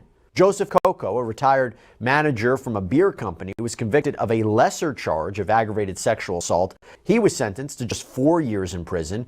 Coco was one of the few defendants who expressed remorse, even asked Giselle for forgiveness during the trial. The longest sentence after Pellico's was 15 years. That was given to a man who visited the Pellico home 6 times, engaged in unprotected sex, despite knowing he was HIV positive. Despite the disappointment over the leniency of some of these sentences, Giselle's just absolute courage in speaking out, attending this trial, the attention this trial garnered, this has created a lasting impact on France's understanding of sexual violence and consent. And now that brings us to where we are today. Because following the sentencing, Pellico's daughter, Caroline, wrote a book. It's entitled, I'll Never Call Him Dad Again. And this is where she delves deeply into the issue of chemical submission and its impact, because she explains how in many cases the abuser is somebody the victim knows and trusts. Quote, the danger comes from inside the home, she says, and she stressed how ordinary substances and medicines are weaponized in these crimes. But here's the thing, unfortunately, despite these convictions, this is far from over. Why? Because 17 of the 50 men who were convicted in this case, they have appealed their sentences, according to a statement from the prosecutor's office. The New York Times reports that a new trial is expected to begin in the final months of 2025. It's supposed to be heard in southern France. Again, thinking about this all happening again, Giselle maybe having to testify again, this evidence being presented again. I know everybody's entitled to their legal rights, but that just reinforces the pain and the trauma of all this. And this case, it's our understanding, is going to be heard by a panel of 3 judges, a 9-person jury, with a decision reached by a majority vote. Beatrice Zavarro, this is Pellico's lawyer, explained that her client had decided not to appeal the ruling, reasoning that such a move would subject Giselle to further emotional distress. But remember, Dominique Pellico is still under investigation in connection with the rape cases from 1991 and 1999. And it is possible he will face further charges for those alleged crimes.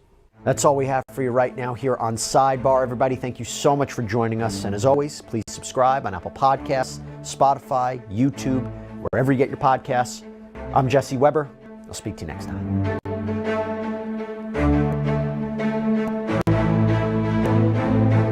Yeah, that's a really disturbing case for me. You know, very, very disturbing. It's just kind of like an example of what potentially could happen if you trust the wrong person, you know, because I really think that's what's kind of happened here, is that she put her trust in somebody that wasn't trustworthy. And this is not blaming her. I'm saying that, like, sometimes we're really vulnerable by who we choose to be with, who we choose to love. That makes us incredibly vulnerable, you know, and that was the problem here for her and her family, her children especially. All right, so let's pivot back, all right, because I know talking about crime and horrible things that happen to people can be heavy, right? So let's go back to dating, which is also very scary and spooky. Not as scary as what happened to that French woman, right? But scary that men who say very disturbing things online think that women are going to submit to them and be 100% vulnerable. All right, let's get back into this here. And like that, but we are not the same. Men are not looking for women with experience, because I already have experience and I know how to lead that relationship. You, 25, right? Yep. You haven't been through as much experience as that 35, right? We don't. Okay, hold on. Okay. I don't want you to have a lot of experience, because that experience makes you be a certain way. Be more abrasive, be more masculine. I'm sitting here as a man telling you, most men don't give a fuck about your experiences. True. Most of which involve trauma and baggage. You've got more dick, you've been through more dick, you fuck more guys, you have more bodies. Can you let Maybe you picked up a couple of CDs. I mean, that's an insecure man, right? Only an insecure man is going to worry about who had you before he even knew of you, met you. As if you can control who you met before you met him. You know, it's giving insecure, low vibrational, like all of it. You Articulate the actual experience that would make me more attracted to a girl. What's the experience? When he said this to me, I knew it was over. I went on a date recently, and this guy was like talking about stand-up comedy, and I thought about taking a course maybe. I think it would be fun. And he was like, oh, are you funny? Am I funny? I don't think I'm the funniest person.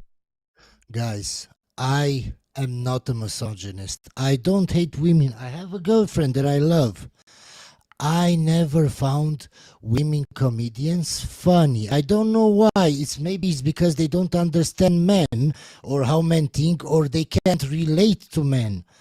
But the jokes that they make just don't land with me. And I honestly was talking to my girlfriend one time, and I was thinking about it. Am I a misogynist because I don't like women comedians?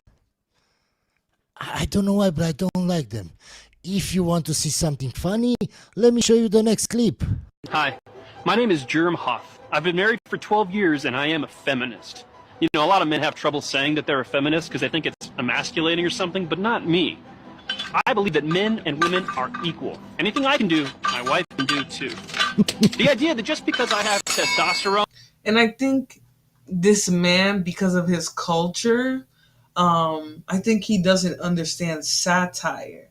Right? Because watch how he's going to respond to this obviously satirical video of a man bragging about being a feminist. I'm better at things is reductive, and quite frankly, it's insulting. Did you get that tire change yet? I'm meeting the guys for a brewski in about 20 minutes, so if we could move that along, that'd be fantastic. By tossing aside the shackles of the patriarchy, we both benefit. I get more time to play video games made for children, and she gets more time to do the things that she loves to do, like my laundry. Spider! Honey! There's a spider! It's big, I hear you. Guys, now just think about what kind of woman she is if she accepted to do this video. It's clear that they have a happy marriage if they can make videos like this and she doesn't get upset. I'm a good husband. Some say that chivalry is dead, but I say you can be chivalrous and a feminist at the same time. See? I think you would be nice. Society has told me my whole life, be a man or man up. But feminism has rewired my brain to say woman up or girl power. So do they not have feminism? do they not have satire in the Middle East? Because I don't think he understands the satirical nature of this video. And this is why men need to prioritize education. Not just taking care of the bills. Right? Men need to read books and learn too, because if he used his big brain inside of his massive skull, he would know that this is satire. Right? Obviously, his wife doesn't do those things, but he's recording it so that it comes across ironic. But I don't think this man understood that. So I'm going to go ahead and say they likely don't have satire in Europe, or he's just dumb. All right, let's continue. Or plunge that toilet, woman. You go, queen. I am currently on my way to my fiance's house to give him an ultimatum. Either he gets rid of the girl best friend, or we're not getting married. You shouldn't have a girl best friend or a guy best friend if you're in a relationship. Especially if you're getting married. Why do you need a girl best friend? You gain nothing from being friends with a woman, especially when you have a relationship. I get it, maybe when you're single, Yeah, men like this who don't even think that women are funny or can be funny or can have conversations with women, of course he's going to say this. Right? Any male with a penis within a mile of you is somebody that he's worried about you cheating on him with. Right? This is the logic of these insecure males that say things like this. All right, but let's continue. Also, ladies, please stop talking about your relationship drama online, please. Please. It is the most cringe thing ever when I hear people start talking about what the ghetto relationship that they're in and the ghetto drama that they're suffering in it. It's very entertaining, don't get me wrong. Very, very entertaining. But quality, vibrationalness levels, low. Low. Unless it's a lesson. 9 times out of 10, though, very low vibrational. Why are you even bragging about marrying this man if he has a girl best friend that's going to do what she describes here? All right, let's continue. She can introduce you to other women. But when you're in a relationship, why are you friends with that woman, my guy? And I know I probably sound like super harsh right now, but No, you're not, man. No, you're not. But hear me out. She just called me and we had a 30-minute conversation about how she is in love with him and has been for 10 years. And then she let me know how much she despises me. She called me a lot of names. And then she started to smeg shame me because apparently they have had conversations about our smeg's life, which I did not know about. Him and I had... I always told you guys, if you do some stupid shit, I will hold you accountable. You wouldn't like a woman to talk to her friends about your relationship. You as a guy shouldn't talk to women about your relationship. I went on this little trip last week and I had bought a box of spicy cubes. We were going away for 2 days and I was like, this will be fun for us. It'll be fun to just take one and relax and, you know, get busy. And apparently that got back to her because she was smeg shaming me for taking them with him. In fact, her words were, he wouldn't have to use those with me. We're supposed to get married in 5 months. I don't know what to do. The only thing You shouldn't have gotten from the start in a relationship with a guy that has a woman best friend. Is there a solution that you can see to the issues that men are facing in the sort of modern world where suicide rates are through the roof, loneliness, depression? Look, the solution for men is always going to be the same, which is to be better, to do better, to work harder, to learn skills, to grow, to develop, to look for mentors, to look for guidance, and to do things. It's always going to be the way. Like I said, no one's coming to save you. And this is why victimhood that we talked about earlier, it's especially bad for men because, you know, we feel sorry for women. We don't really feel sorry for men. True, And that's why men suffer and go through things in life and have high rates of self-deletion, right? Because men tell each other all the time, we don't care about you. We don't feel sorry for you, right? We don't have brotherhood. We don't lift each other up as men. They say it all the time. All the time. And they wonder why mental health of men is declining. It has nothing to do with relationships or that women are modern today. It has to do with the lack of desire of men to lift each other up rather than tear each other down for their own gain. Men will rip each other apart for their own selfish gains. And then they wonder. They wonder why men are in such a poor condition. And it's men. You as a modern man who has seen what the fake bravado, fake toughness has done to men over time, you wouldn't do that. You wouldn't recreate that as an adult male if you actually learned. And that's the thing, men have not learned. They have not decided, hey, we're going to actually care about each other. And even the ones who have, quote unquote, decided that they're going to care about each other, what have they done? They've created these MGTOW weird brands where they're telling men women are terrible and to stay single forever and to never have a family and never have a fulfilling life because women are terrible. That's what they'll do. They won't even tell those men the truth. They'll say out all of that and then go simp for some random woman and actually be a simp, not be the men that they call simps. Because the men that they call simps are men who treat women with kindness and who lift them up in life. All right, let's continue though. What else are they telling each other daily? You saw, guys, when I see a simp, I shame him 10 times more than a woman. I do.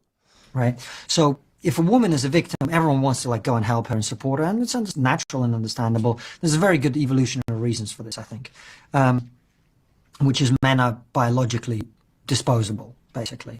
If you have a tribe of 10 men, 10 women, you send the men off to war, one comes back, you can replenish the tribe.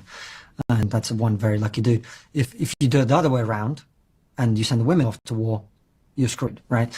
And so men are kind of disposable. We didn't evolve to feel sorry for them. And so for guys, again, like, you just got to do stuff and be better. And yes, you've been dealt a bad hand. You have, compared to the previous generations where like men were in charge and all of that. You're going to have to find a way. One of the biggest reasons why I didn't want to leave my husband is because my child doesn't like me. He's always preferred his dad. And I just got him back after him being at his dad's for 3 days, and his dad is staying with his parents. There are 6 adults in that house and 4 children, none of whom have ever met my child because they didn't want to. They don't consider me part of their family, so neither is my child. But he was there for 3 days while I looked at apartments so I could do it in peace, and I just got him back, and he didn't even want to come to me. He looked so disappointed. He screamed the whole way home, the whole way, screaming, kicking, and he said he doesn't want to live with me, that he wants to live with his grandma and his auntie and his dad, and just, he doesn't want to be with me. Then he had another meltdown for the last hour. He finally fell asleep after I gave him 3 doses of a sleeping medication. He normally takes 2, but he got an extra, because he doesn't. You give kids sleeping medication. Is that a thing, guys, that you do in the USA? Sleep, and he just screamed and kicked and ran around in circles and threw things and screamed at me that he wants to live with his dad and he doesn't want me. And I asked his father if his mother had said anything to the tune of, "You're going to live with us," and he swears up and down that she didn't. I can't do this. I can't do this alone because I don't have any reprieve from it when he's having these meltdowns. Okay, ma'am, then why did you leave that marriage? Because you said you left. So why did you leave, ma'am? Okay, wait, I'm so pissed off. I just got home from a date. The guy walked out literally 10 minutes into our date. If you're a straight man, I need your opinion on this desperately because I think I'm right and clearly he thinks that he's right. So we matched on Hinge and I have really good photos of myself on Hinge. A few of them are AI generated. They look exactly like me. While we were out on our coffee / like walking date, within like the first 15 minutes, he asked me where one of my photos was taken. I'm not a liar, so I said that it was an AI generated photo. And he said, yeah, I don't think we're a match. And he left. Guys, do you think that photo looks like her? I think it doesn't. I think in that photo she's perfect, her face is perfect, the symmetry of her face is perfect. She doesn't look like this in real life. And she already has makeup on now, guys, and maybe a filter on TikTok. Just think about it, what she looks like without her filters, without any makeup on. She doesn't look like that pictures. He left. That seems so dramatic to me. And also, like, everyone is using AI generated photos. If they look like you, who cares? No, ma'am, I've never used that. So you saying that everybody does that, you just show that you have a low IQ, ma'am. Ones I use for 3 months look exactly like me. They're not like the crappy ChatGPT ones. So what is the difference? Who cares? I don't know. If you're a straight man, let me know. What do you think? Oh, honey. Men care, ma'am. They just showed you they care. But what happens? Women don't care that men care.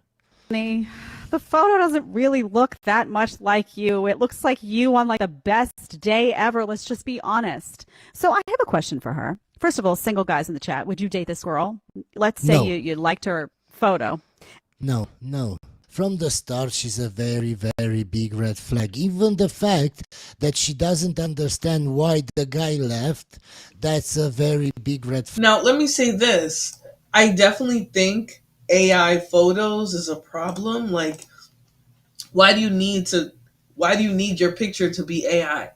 Like, that's weird to me, especially if it's like a glamour shot or something like that. That's strange. She's weird for that. Him leaving, that's a personal thing. Like, I don't have a problem with him leaving because of that. That's weird. I would leave if someone was like, yeah, my pictures on this dating website are AI. I will be like, oh, you're okay, bye. Like, there's something wrong with you. Right? There's something truly wrong with you. But the way he's going about talking about the situation, very unproportional, I think, personally. I don't think that the guy is necessarily thinking like, oh, you know, you don't click your pictures. I think he's just thinking like, why would you use an AI photo? Like, that's so weird. And he probably thought it was AI too, but he couldn't believe it. You know, he didn't want to believe that it was a fake photo. So, I mean, like, that's similar to catfishing somebody. Like, that's not you. But I guess she's trying to like act like it's no big deal, and that's where she went wrong. All right. And I agree with this woman. I don't think it's normal that you're taking AI pictures that look like you. Yeah, that looks like she said, looks like the best version of you. So it's weird that you're already trying to replace yourself with AI. Flag. Why? Because she doesn't want to see it from your point of view. It's all about her and what she feels and how she sees things. So if you date her, she won't care about you or how you think or how you see that relationship, guys. It's all about her. And let's say you saw the photo and then you found out it was AI generated. Can you tell me in the chat, would you dump her? Would you walk out on the date? Was the guy right to walk out on the date? To the men in my comments saying that it is too much work to deal with a woman, I'd rather stay single. Let me tell you this, you're not wrong that women require work. You are not wrong at all. But that attitude usually comes from men who have been burned by women in the past. Men who gave their heart to the wrong woman and never took the time to understand the right one. No woman is easy to deal with. We are emotional, layered, and deeply intuitive, but we're not hard to figure out. If you're Ma'am, even if all men understood women, I can teach men how to understand women. But they're not worth it in the West. Only a small percentage of women are worth pursuing, ma'am. So statistically, it doesn't make sense. If you understand mathematics and statistics, you know it doesn't make sense to go for a woman, to try to find a good woman, if you're average. Statistically, it doesn't make sense. grounded in your masculine energy and willing to put in the effort, it takes patience. Yeah, if most of you are at home playing video games, diddling yourselves, and hanging out with your butt buddies, right? There's more women for him to accost and harass. Because I'll tell you one thing, these men with their misogynistic attitudes are the first ones to approach, to try to talk to you, to try to get all up in your face, to try to come onto you. Like, these are the first type of men with his energy that will be the ones out there publicly trying to get at you and expecting you to be attracted to them because they got a little change in the pocket. That's what it's giving. Mind you, he's wearing this shirt that can barely breathe. The shirt is fighting, gasping for air. He's bald. He's not attractive, but he's trying to rate women on TikTok who are obviously way out of his league. Oops. And mind you, the name of the video, woman turns 30 and panics she has no husband. That panic that women get has to do with the standards that are placed on her from society, right? Because most women my age are not panicked about not being married. Most of us are thinking about more education, going back to school, making more money. So the panic is just really not there. It's just a select amount of women going on TikTok, running their mouths and pretending like they're speaking for all women. Presence, and it takes mental resilience. There is nothing wrong with being single. That is your choice, your freedom. Do you. But let's be honest, we are meant to coexist. We are designed to bond, to build, and to create legacies. A woman and a man in their true essence builds empires. Yes, ma'am, but don't you understand that the women that men want aren't there? They don't exist, ma'am. Why would men want to settle for a woman that... Mind you, he has a girlfriend. That's what he claims. He says, I have a girlfriend. My girlfriend is lovely. I love it. I love my girlfriend. But you're saying the good women don't exist. So what is your girlfriend? Is she a whore? Is she a skank? Is she somebody worth it? Or is she that minority? Are you telling her that she's that minority, that 20% of women that are actually worth something? No, this is a talking point that usually comes from men who are jealous of all the options that women have throughout their lives. There are women in my family in their 60s who still have options, who can still go out there and get an attractive man with money. You know, men who say this type of stuff, they live in these oppressive countries in the Middle East and all that. That's the only place that they can thrive. A place where women have nothing and no one and no freedom. Right? Because as soon as you give women freedom, they're not going to choose you bandits. They're going to choose the bear. That's correct, Lula. Let's continue, though. doesn't even like him, that thought she could do better but didn't find the man that she want, and she settled for that guy. She will just make your life a living hell. So this entire discussion is pointless, ma'am. We're just going to skip this video. Does anyone else have such conflicting feelings about being single? I mean, it's Sunday, so I'm in my Sunday feels, but on one hand, so I'm 34, single, been single for 2.5 years, and She looks a lot older than 34. And I'm not saying that to shame you, ma'am. I'm just stating facts. I really feel like I'm trying, and it's just not happened for me. And I'm questioning today, like, will I ever meet my person? Or maybe my expectations are too high. Yes, they are, ma'am, because you look older. And the older you look, the harder it is to find a man. Because men, even though you don't want this to be true, men value youth, ma'am. Men value fertility. So even though you're going to call me a misogynist for saying this, that doesn't change the facts, ma'am. This is reality. So the older you look, the harder it is to find a man. I don't know. And it's like, on one hand, I know that there's such privileges to being single at 34, so I can have the bed all to myself, I don't have to compromise, I can do literally whatever I want, and I have great friends, I work out, like, my life's pretty good. But on the other hand, like, I want to be a mum, and I just have this yearning to be loved and in a partnership, and I feel like I've got so much to give to someone. Okay, ma'am, if that were true, you wouldn't have wasted your 20s pursuing careers or whatever you did, ma'am. You would find a husband, to get married, to have kids. So you didn't actually want kids, ma'am. Now you're 34. From 35, it's called geriatric pregnancy, ma'am. But when I go on dates, I went on a date yesterday, and and you're like, they're great. Sir, that's not a thing. That's not a terminology anymore, right? Because that was, again, terminology created by male doctors to shame women who had kids later in life, right? So geriatric pregnancy is actually not a medical terminology anymore, right? Just like doulas are coming back. When doulas started going away in favor of having a male gynecologist doctor deliver your baby. Like a solid 7, 8 out of 10. But there's just my gut saying no, there's something missing. Yes, the spark. You don't feel the spark. This is so stupid, guys. And maybe that's it. Maybe my expectations are too high and I should just settle. Like, are we just settling? Yes, ma'am, but what happens then? You find a guy, you settle with him, and you will never be happy. You will never respect him. You will never respect his leadership. You won't trust him. You will try to debate him all the time. You will try to argue all the time. Nothing that he will do will make you happy ever. Because in your mind, you know, even if that's not true, you think that you settled for him. So you will just make his life a fucking hell. So this is exactly what I said in the previous video. Why would a man want to date a woman like this? Why would a man want to marry a woman like this when he knows that she settled for him? The dating scene in Australia is not for the faint-hearted.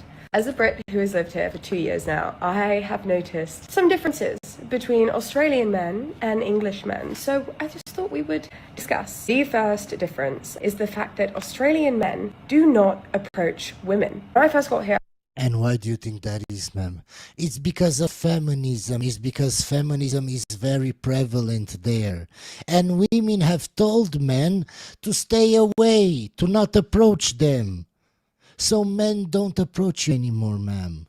here, I genuinely thought I am ugly to Australians because the men, they might stare at you, you'll catch them looking, but they're not coming up to you. That's your job. If you don't want to be making the first move, you're not going to be talking to men. Say goodbye to your love life. Ma'am, the more a country is feminist, is equal between men and women, the more that women have to pursue men. See, this is the problem, right? This man that believes that when women hand over, sorry guys, when women choose to have freedom and be equal to men, quote unquote, like he's saying, right? That they give up the ability to be chaste, to have a man pursue you. This is male ego right here, right? This is delusion, first of all, because there are plenty of men who pursue and seek out women who are their equals financially and otherwise, right? Who are doing similar to them career-wise in education, etc. It has nothing to do. I mean, I just think that he hates the fact that women got their freedom, that they have their freedom in the West, and that they're inspiring other groups of women to want freedom. But the truth is, those groups of women in the East, in Asia, in the Middle East, whatever, they want the same freedom we have in America.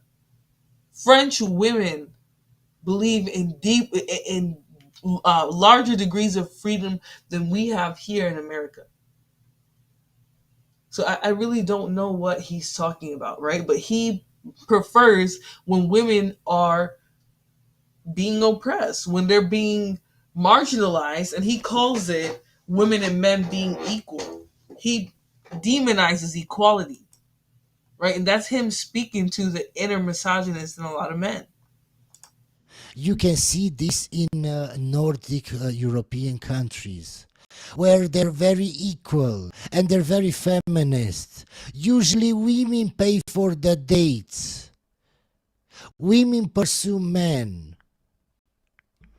England, if you are on a night out, best believe if a guy is interested, he will be hitting on you, he will be offering to buy you drink. It's just wild to see the difference. On the back of this, I don't know if it's because of the fact that Australian men don't approach, but Australian women, very direct. They will go for what they want, and they're beautiful.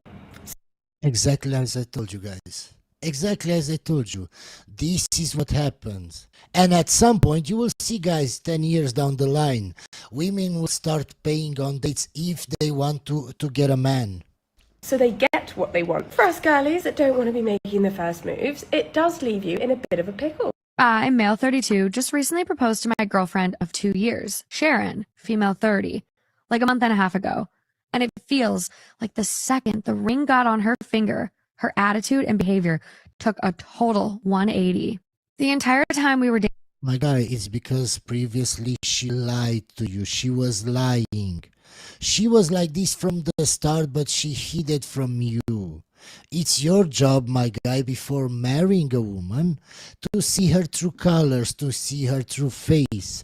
That's why I tell you guys, you need to live together before trying to get married, so you can see her true face.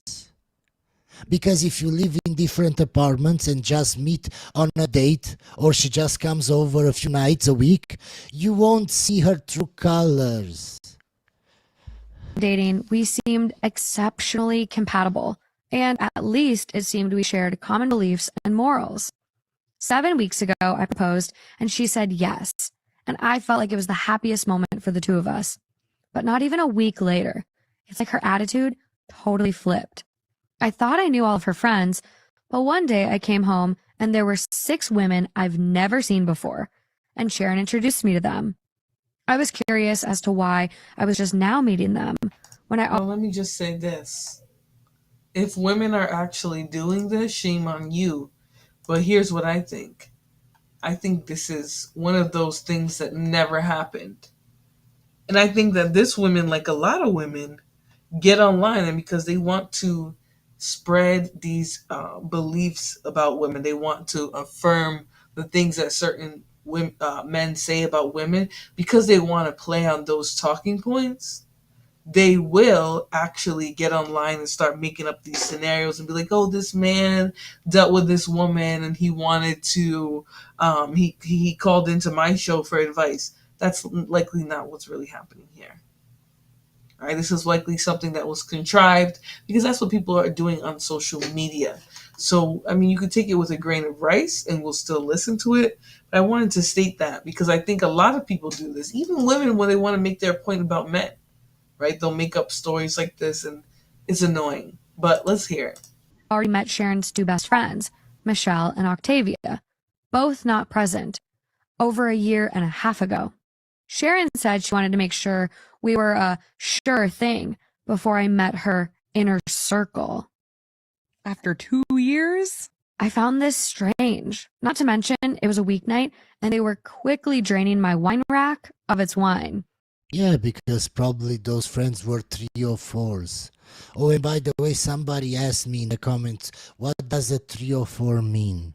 So if you type on an old calculator 304 and you invert it, it says ho. So I don't want to say ho all the time, so I say 304. Sharon still had her own place, but she stayed with me so often she practically lived here. Still, I found it incredibly rude when they left, with 4 empty bottles of rosé in their wake. I tried to talk to Sharon about having uninvited guests on weeknights, and she dismissed my grievance very flippantly. Okay, so then and there, you leave, my guy. You break up with her and you leave. This is what happens. If a woman doesn't respect what you're saying, it clears she doesn't respect you. She doesn't care what you say because she doesn't care about you or your opinion, my guy. So you leave, but you don't leave. Why? Because you already are in love with her and are not thinking rationally. More than that, she brushed me off. Yeah. The following weeks, she went out with the girls several times. And when she brought the girls to my place, twice without notice, once with notice to appease me, her words, they all treated me like a butler, shaking their empty wine glasses at me for refills. Yes, my guy, and why do you think that is? It's because they don't see you as a really masculine guy. Because I've never had a woman do this to me. Why? Because they know if they even try to do something like that, I kick them out. So to them, you look like a simp, my guy. What? After the 4th time, I made it clear that I will get a locked wine rack. Sharon just called me no fun after that. It gets worse. Sharon decided me and the girls got off on the wrong foot and said we should have dinner together at a nice restaurant. Well, I went, and it was not great. The 6 kept prodding me about my life, my house, my career, but deflected every question that I asked. It got especially bad. Okay, my guy, and don't you understand that if those women act like that, it's clear that your girlfriend or your fiancé will act the same because that's why they're friends. Virgins don't. This is my thing. He obviously didn't know this woman, if this is a true story. I don't think it is. But he obviously didn't know this woman. And I think when people read these stories like this, a lot of the times it is rage bait. So I'm going to go ahead and end there. There's only about 30 seconds left in his useless video anyways. And move on to the next video here. All right, so we talked about these Manosphere men and how they sit and they talk about women all day. All right, now I want to talk about this shocking story. This has to do with this has to do with a doctor who used his wife as a test dummy. So much so that it ended up being her demise. This surgeon is actually accused of deleting his wife on the operating table. All right, let's hear some more about this story here. If you guys are hooked in, tuned in with me for as we close this video out with this last story here, please hit the like button for me, share, subscribe, support the channel and the content in any way you can. Even just a like, I'll appreciate it. But let's get into the story. To being responsible for his wife's botched surgery, we're talking a manslaughter charge. We're going to dig into the latest court developments and arguments, as well as past allegations of wrongdoing, to see if this is all going to play a role in his criminal trial. And bottom line, we're trying to find out what exactly may have really been going on at this practice. Welcome to Sidebar, presented by Law and Crime. I'm Jesse Weber. Let's talk about former Gulf Breeze, Florida plastic surgeon Ben Brown. Now, we covered him on a previous episode of Sidebar, I believe it was last year, but he is once again back in the news. And he's back in the news because his manslaughter trial date has been set. Circuit Court Judge Clifton Drake out of Santa Rosa County has set it for May 4th. Now, he is charged with manslaughter by culpable negligence. That is a second-degree felony. Our understanding that can carry significant prison time, and it's basically saying that a defendant killed someone through reckless disregard for human life, or recklessly disregarding the inherent dangers of some sort of activity. It's like showing an indifference. So what exactly is he accused of doing? Well, essentially that he's responsible for the November 28th, 2023 death of his wife, 33-year-old Hillary Ellington Brown. Now, he wasn't arrested until June 17th, 2024. So you have this investigation that lasted some time, with authorities ultimately concluding that Hillary died after Brown operated on her at his Restore Plastic Surgery practice, that he performed cosmetic procedures on her, like... Of course. A plastic surgeon, man. Honestly, I think a lot of these plastic surgeons, because there's been a few shocking cases about surgeons that I've seen recently, including one that ended up, he was a step-parent, but still, he ended up giving his 14-year-old stepchild boobs, like giving her plastic surgery.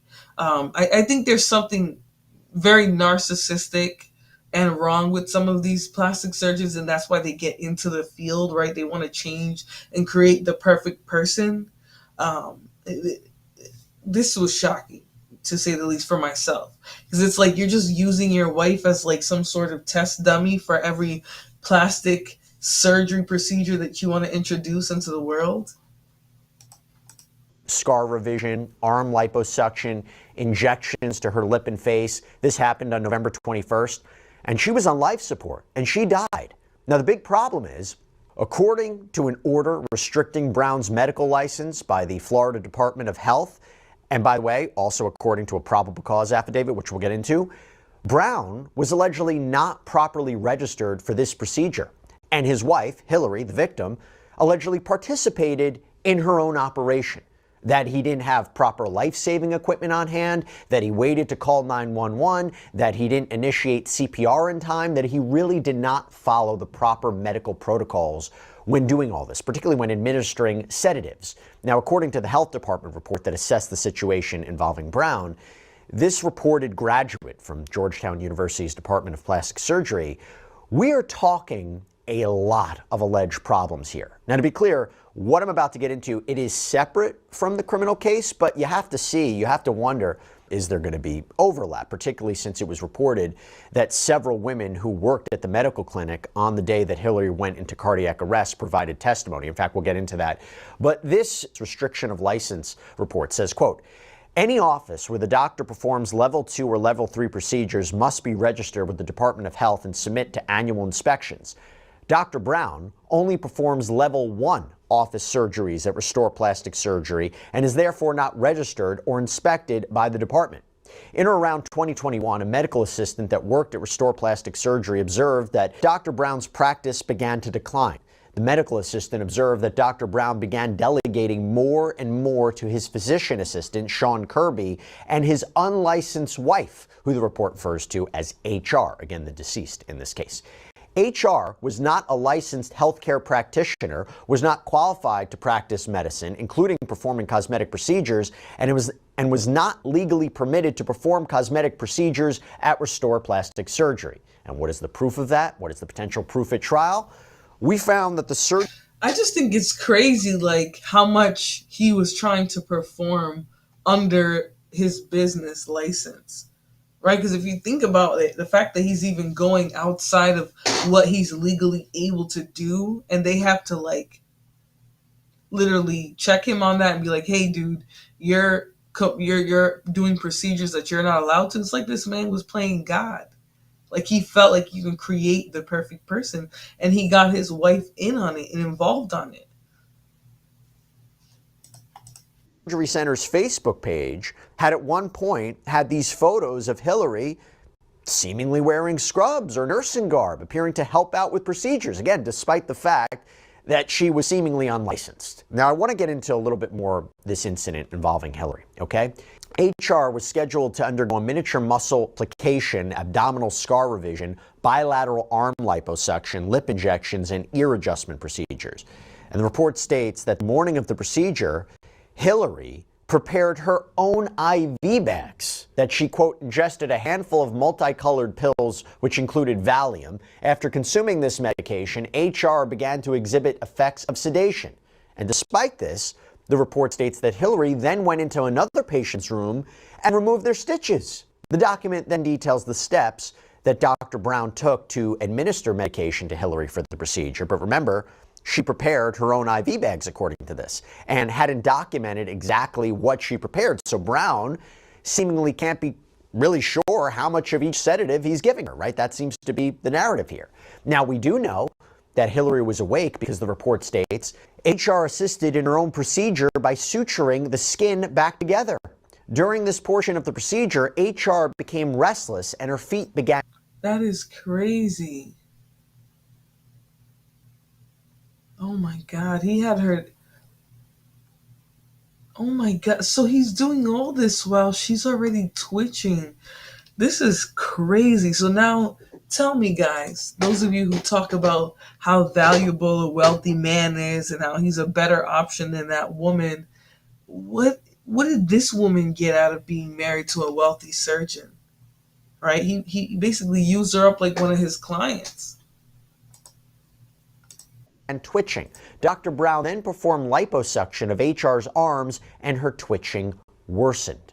Dr. Brown documented that he injected a more concentrated solution of lidocaine into HR's face and lips, but witnesses observed Dr. Brown inject undiluted xylocaine into HR's face. And the report states multiple times that Brown didn't properly document the medicines and dosages he was giving to his wife. HR stated that her vision started to blur, quote, and she told Dr. Brown that she saw orange. Restlessness, muscle twitches, and blurred vision are all early signs of lidocaine toxicity.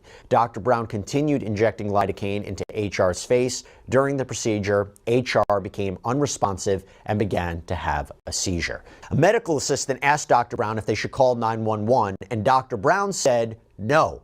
Over the next 10 to 20 minutes, a medical assistant asked Dr. Brown if they should call 911, and Dr. Brown said no or wait. The medical assistant was scared and a new employee, so she did as Dr. Brown instructed. By the way, if you're a fan of what we do here at Sidebar, if you're a fan of what we do here at Law and Crime, then you know we put out so many clips a day, and we put it out really. We use it to cut automatically sign up. So whether you're mass content, how goosers have really fast the most to go to office looking for items as basic as oxygen tanks or even a stethoscope, said they didn't know where to find them. And Brown apparently started CPR, and finally the medical assistant, not Brown, was the one who called 911. Hillary was rushed to the hospital, never regained consciousness, and died on November 28th.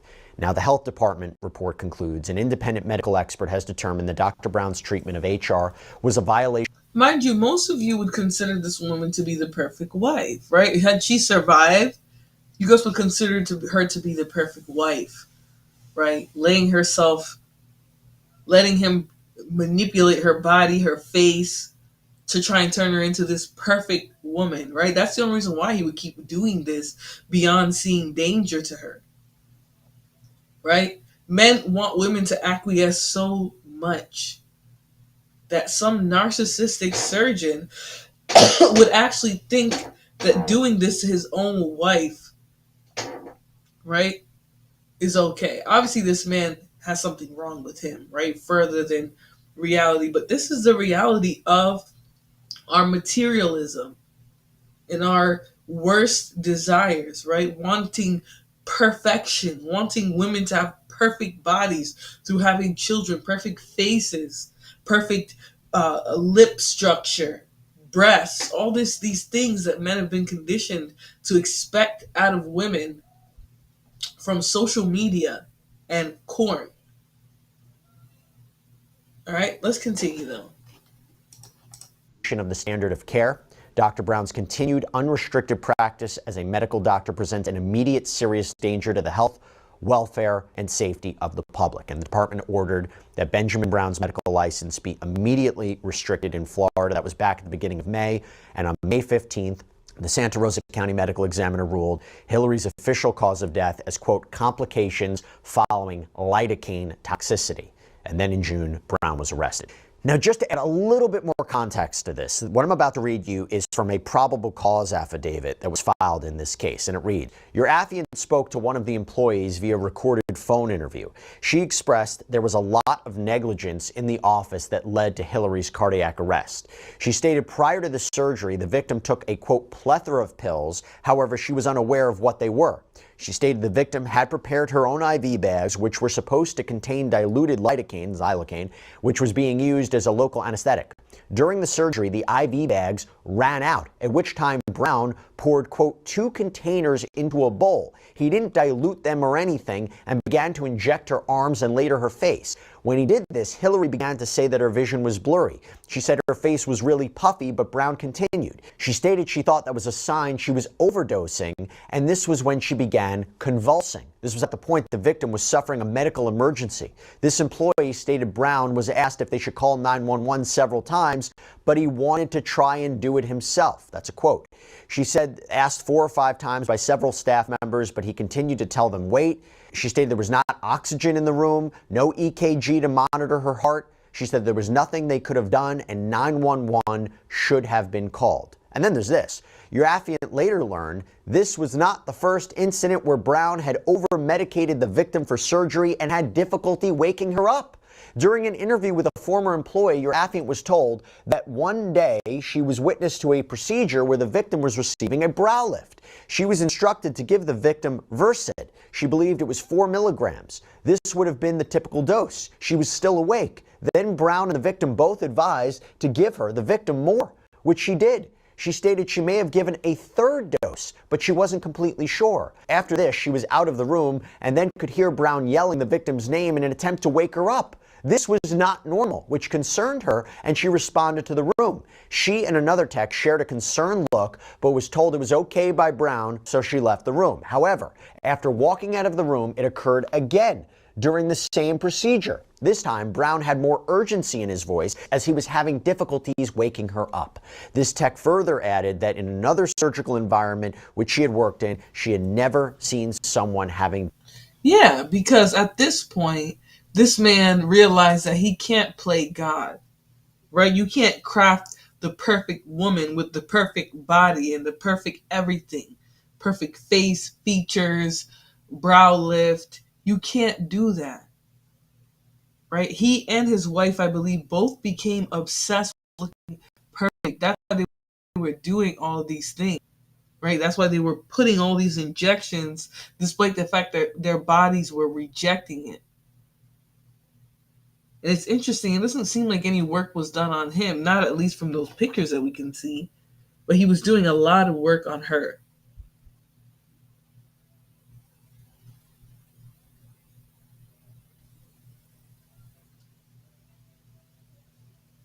So it looks like, sorry guys, I was reading because it looks like pretty much what was happening was that she became addicted to or had a tolerance for the anesthetics. That is a major issue, right? That means that she was using a lot, a significant amount, and not just using, but having these surgeries and these procedures. That's the problem. What people don't understand, the more you go under anesthesia, the more likelihood you have of having cardiac arrest, some type of collapse in your respiratory system, because that's essentially what you have to do to the body when you take an anesthetic. So, it's very dangerous that she wasn't responding to the anesthetics anymore. She was still awake. That means he was doing this regularly. And honestly, as much as he did something horrible because he's the doctor, they probably were equally as addicted to these surgeries and making this perfect body face. We're in that era where people think they can construct the perfect body, the perfect face. That's why so many women look similar today, right? They want the big lips. They want the high cheekbones, the things that are natural to other women. They want that. And so they'll go throughout these deep lengths. So I'm not even going to lie. I'm not even going to hold you. I think that she wanted that probably just as much as him. But as a practitioner, he had the responsibility to not do harm. Cosmetic surgery is not necessary. So he was doing harm to his wife by doing so many procedures, even if it was exactly what she wanted. He was playing God with her looks, with her body, and it was very dangerous. That's why she was becoming resistant to these anesthetics. That is not normal. Nobody should build a tolerance to anesthetics. Nobody, even somebody who's regularly having surgery for whatever reason. Let's continue. Difficulties in being woken up like that day. Now, okay, so let me bring in Alexis Rosenberg, trial attorney, federal litigator. It's great to see you. Thanks so much for taking the time. So this trial date has been set for May. That's the big news. Obviously, it could change. What are you going to be looking out for at this trial? Well, first of all, there's a lot to unpack here. I mean, we have a mother, we have the husband that is on trial for her death. We have, I believe, small children that they had. We have the board, coming after him as well. So here's the thing, negligence itself, by itself, regular old negligence, that's not criminal. There's not a criminal act for that. So what we're talking about here in Florida is what they have culpable negligence. Some states refer to it as manslaughter. So it is a flagrant disregard for human safety or life. And so what you're going to look at is, did his actions in this criminal case rise to that level? Now, the standard for the licensing board, which, by the way, they have not officially revoked his license. So there's going to be a proceeding about that, administrative hearing. Now, the likelihood is they're going to, because I definitely think at the board, licensing board level, the standard's been met, because there were other issues that had happened. There was already a complaint against him, by the way, before this happened, and that complaint was amended to include this. So they're going to have to show, the state attorneys, that this was just beyond simple negligence. And going through each of the things that you talked about in the intro, each one, that it wasn't just simply this one mess up. It was this continual disregard. And the fact that he didn't call 911 when people were saying, we need to call 911, the standard for I believe it was three different incidents along the line was, she needed to be taken to the emergency room at that point. Nobody should have been kept in that in-office visit at that point based on the fact she was seizing and so forth and so on. That's why previous allegations or even a previous incident with her, foreseeability. Could you see the inherent risk of what was happening?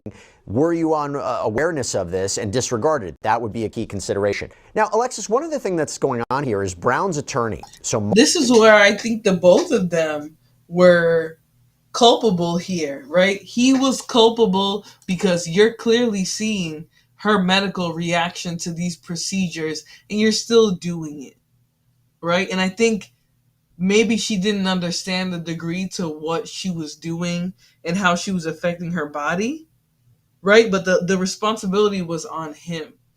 If she starts seizing during an eyebrow lift procedure, I don't care if it will make her the happiest woman in the world. You should not continue to do surgery on her.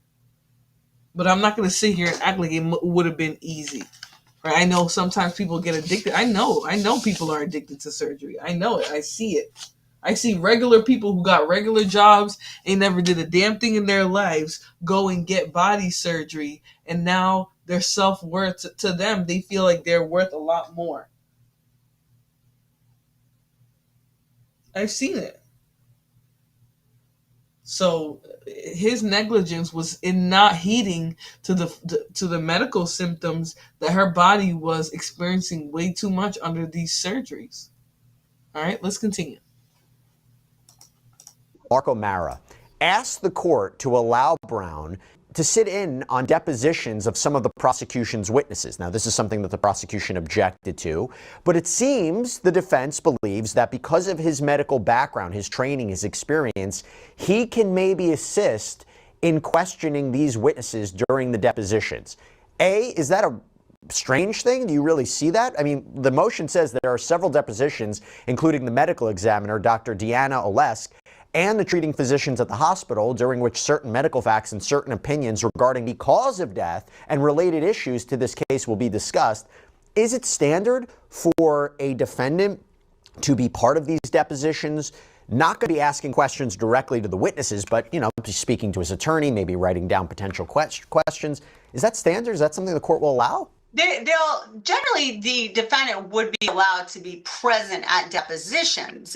The issue is whether they're going to allow him to ask the questions, since he is represented by counsel. Because maybe not even ask questions directly to the witnesses, but can he be there and can I jot down, ask this, ask this, ask this? He may not directly say it, but he may, encourage his lawyers to ask questions. Well, that's not unusual. I mean, the defendant can be at the deposition and not be disruptive and write down on a pad, like you just said, questions like, can you ask this? Or they can take a break, they can go out and you can say, oh, by the way, ask this and that. So I don't really find that to be highly unusual. I think in this case, and I'm not sure, Jesse, you'll have to tell me, is he out on bail or not? Or is he still incarcerated? I think that may be the problem, because if he's actually not been given bail, then now we have a logistical issue having to do with having him there when he is in jail. But normally if he was out, yes, he could be present at those depositions. He could not, because he's represented by counsel, actively ask questions or do anything that would disrupt that deposition, but he does have a right to be there. Yeah, as far as we know, I think his bond was set at $50,000 and he was still in the jail. I couldn't confirm whether that had changed, but you make a good point. I will tell you, Judge Drake indicated he wanted to hear from both sides on this. Seemingly, we'll decide this at a later date.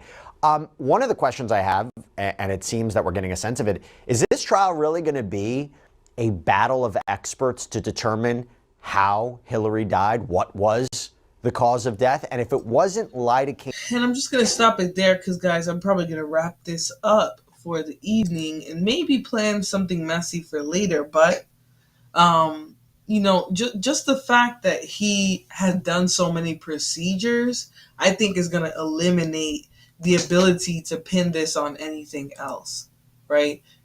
She had no prior medical history issues, any medical issues. There's no proof of that. The only procedures that she was doing was cosmetic. And so if she passes away, it's going to be a result of the cosmetic surgeries. Now, based off of what those witnesses are testifying, it doesn't appear like it wasn't preventable, right? Sometimes people pass away during cosmetic surgery because they push their body to the limits. Maybe they're an older person. Maybe they had a prior condition and they were warned about it, right?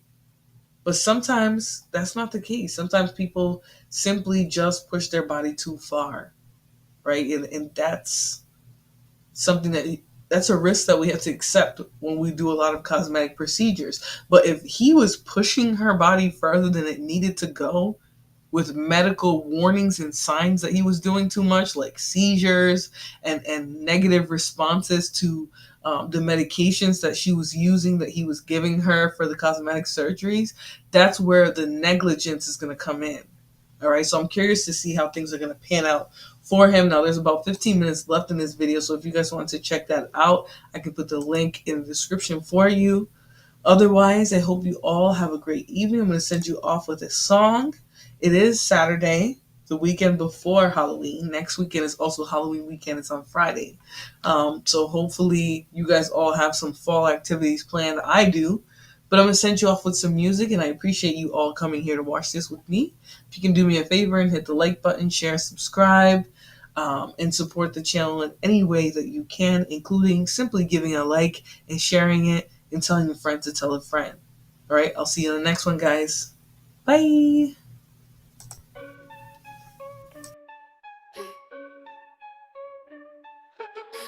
Got power, Florabella stands tall. Every drip, every drop, watch the haters fall.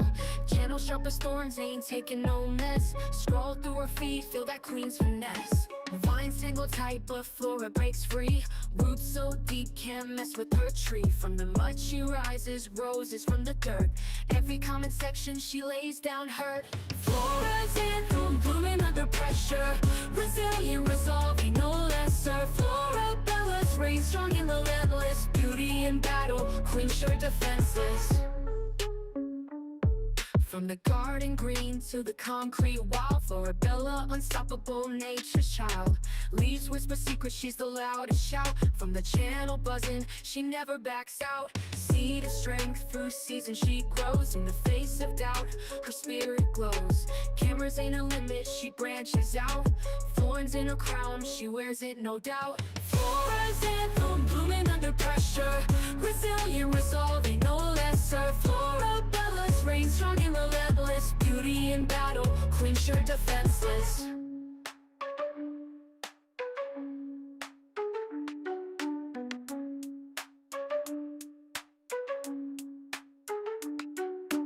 Flora's anthem, blooming under pressure. Resilient, resolving, no lesser. Florabella's reign strong and relentless. Beauty in battle, queen sure defenseless.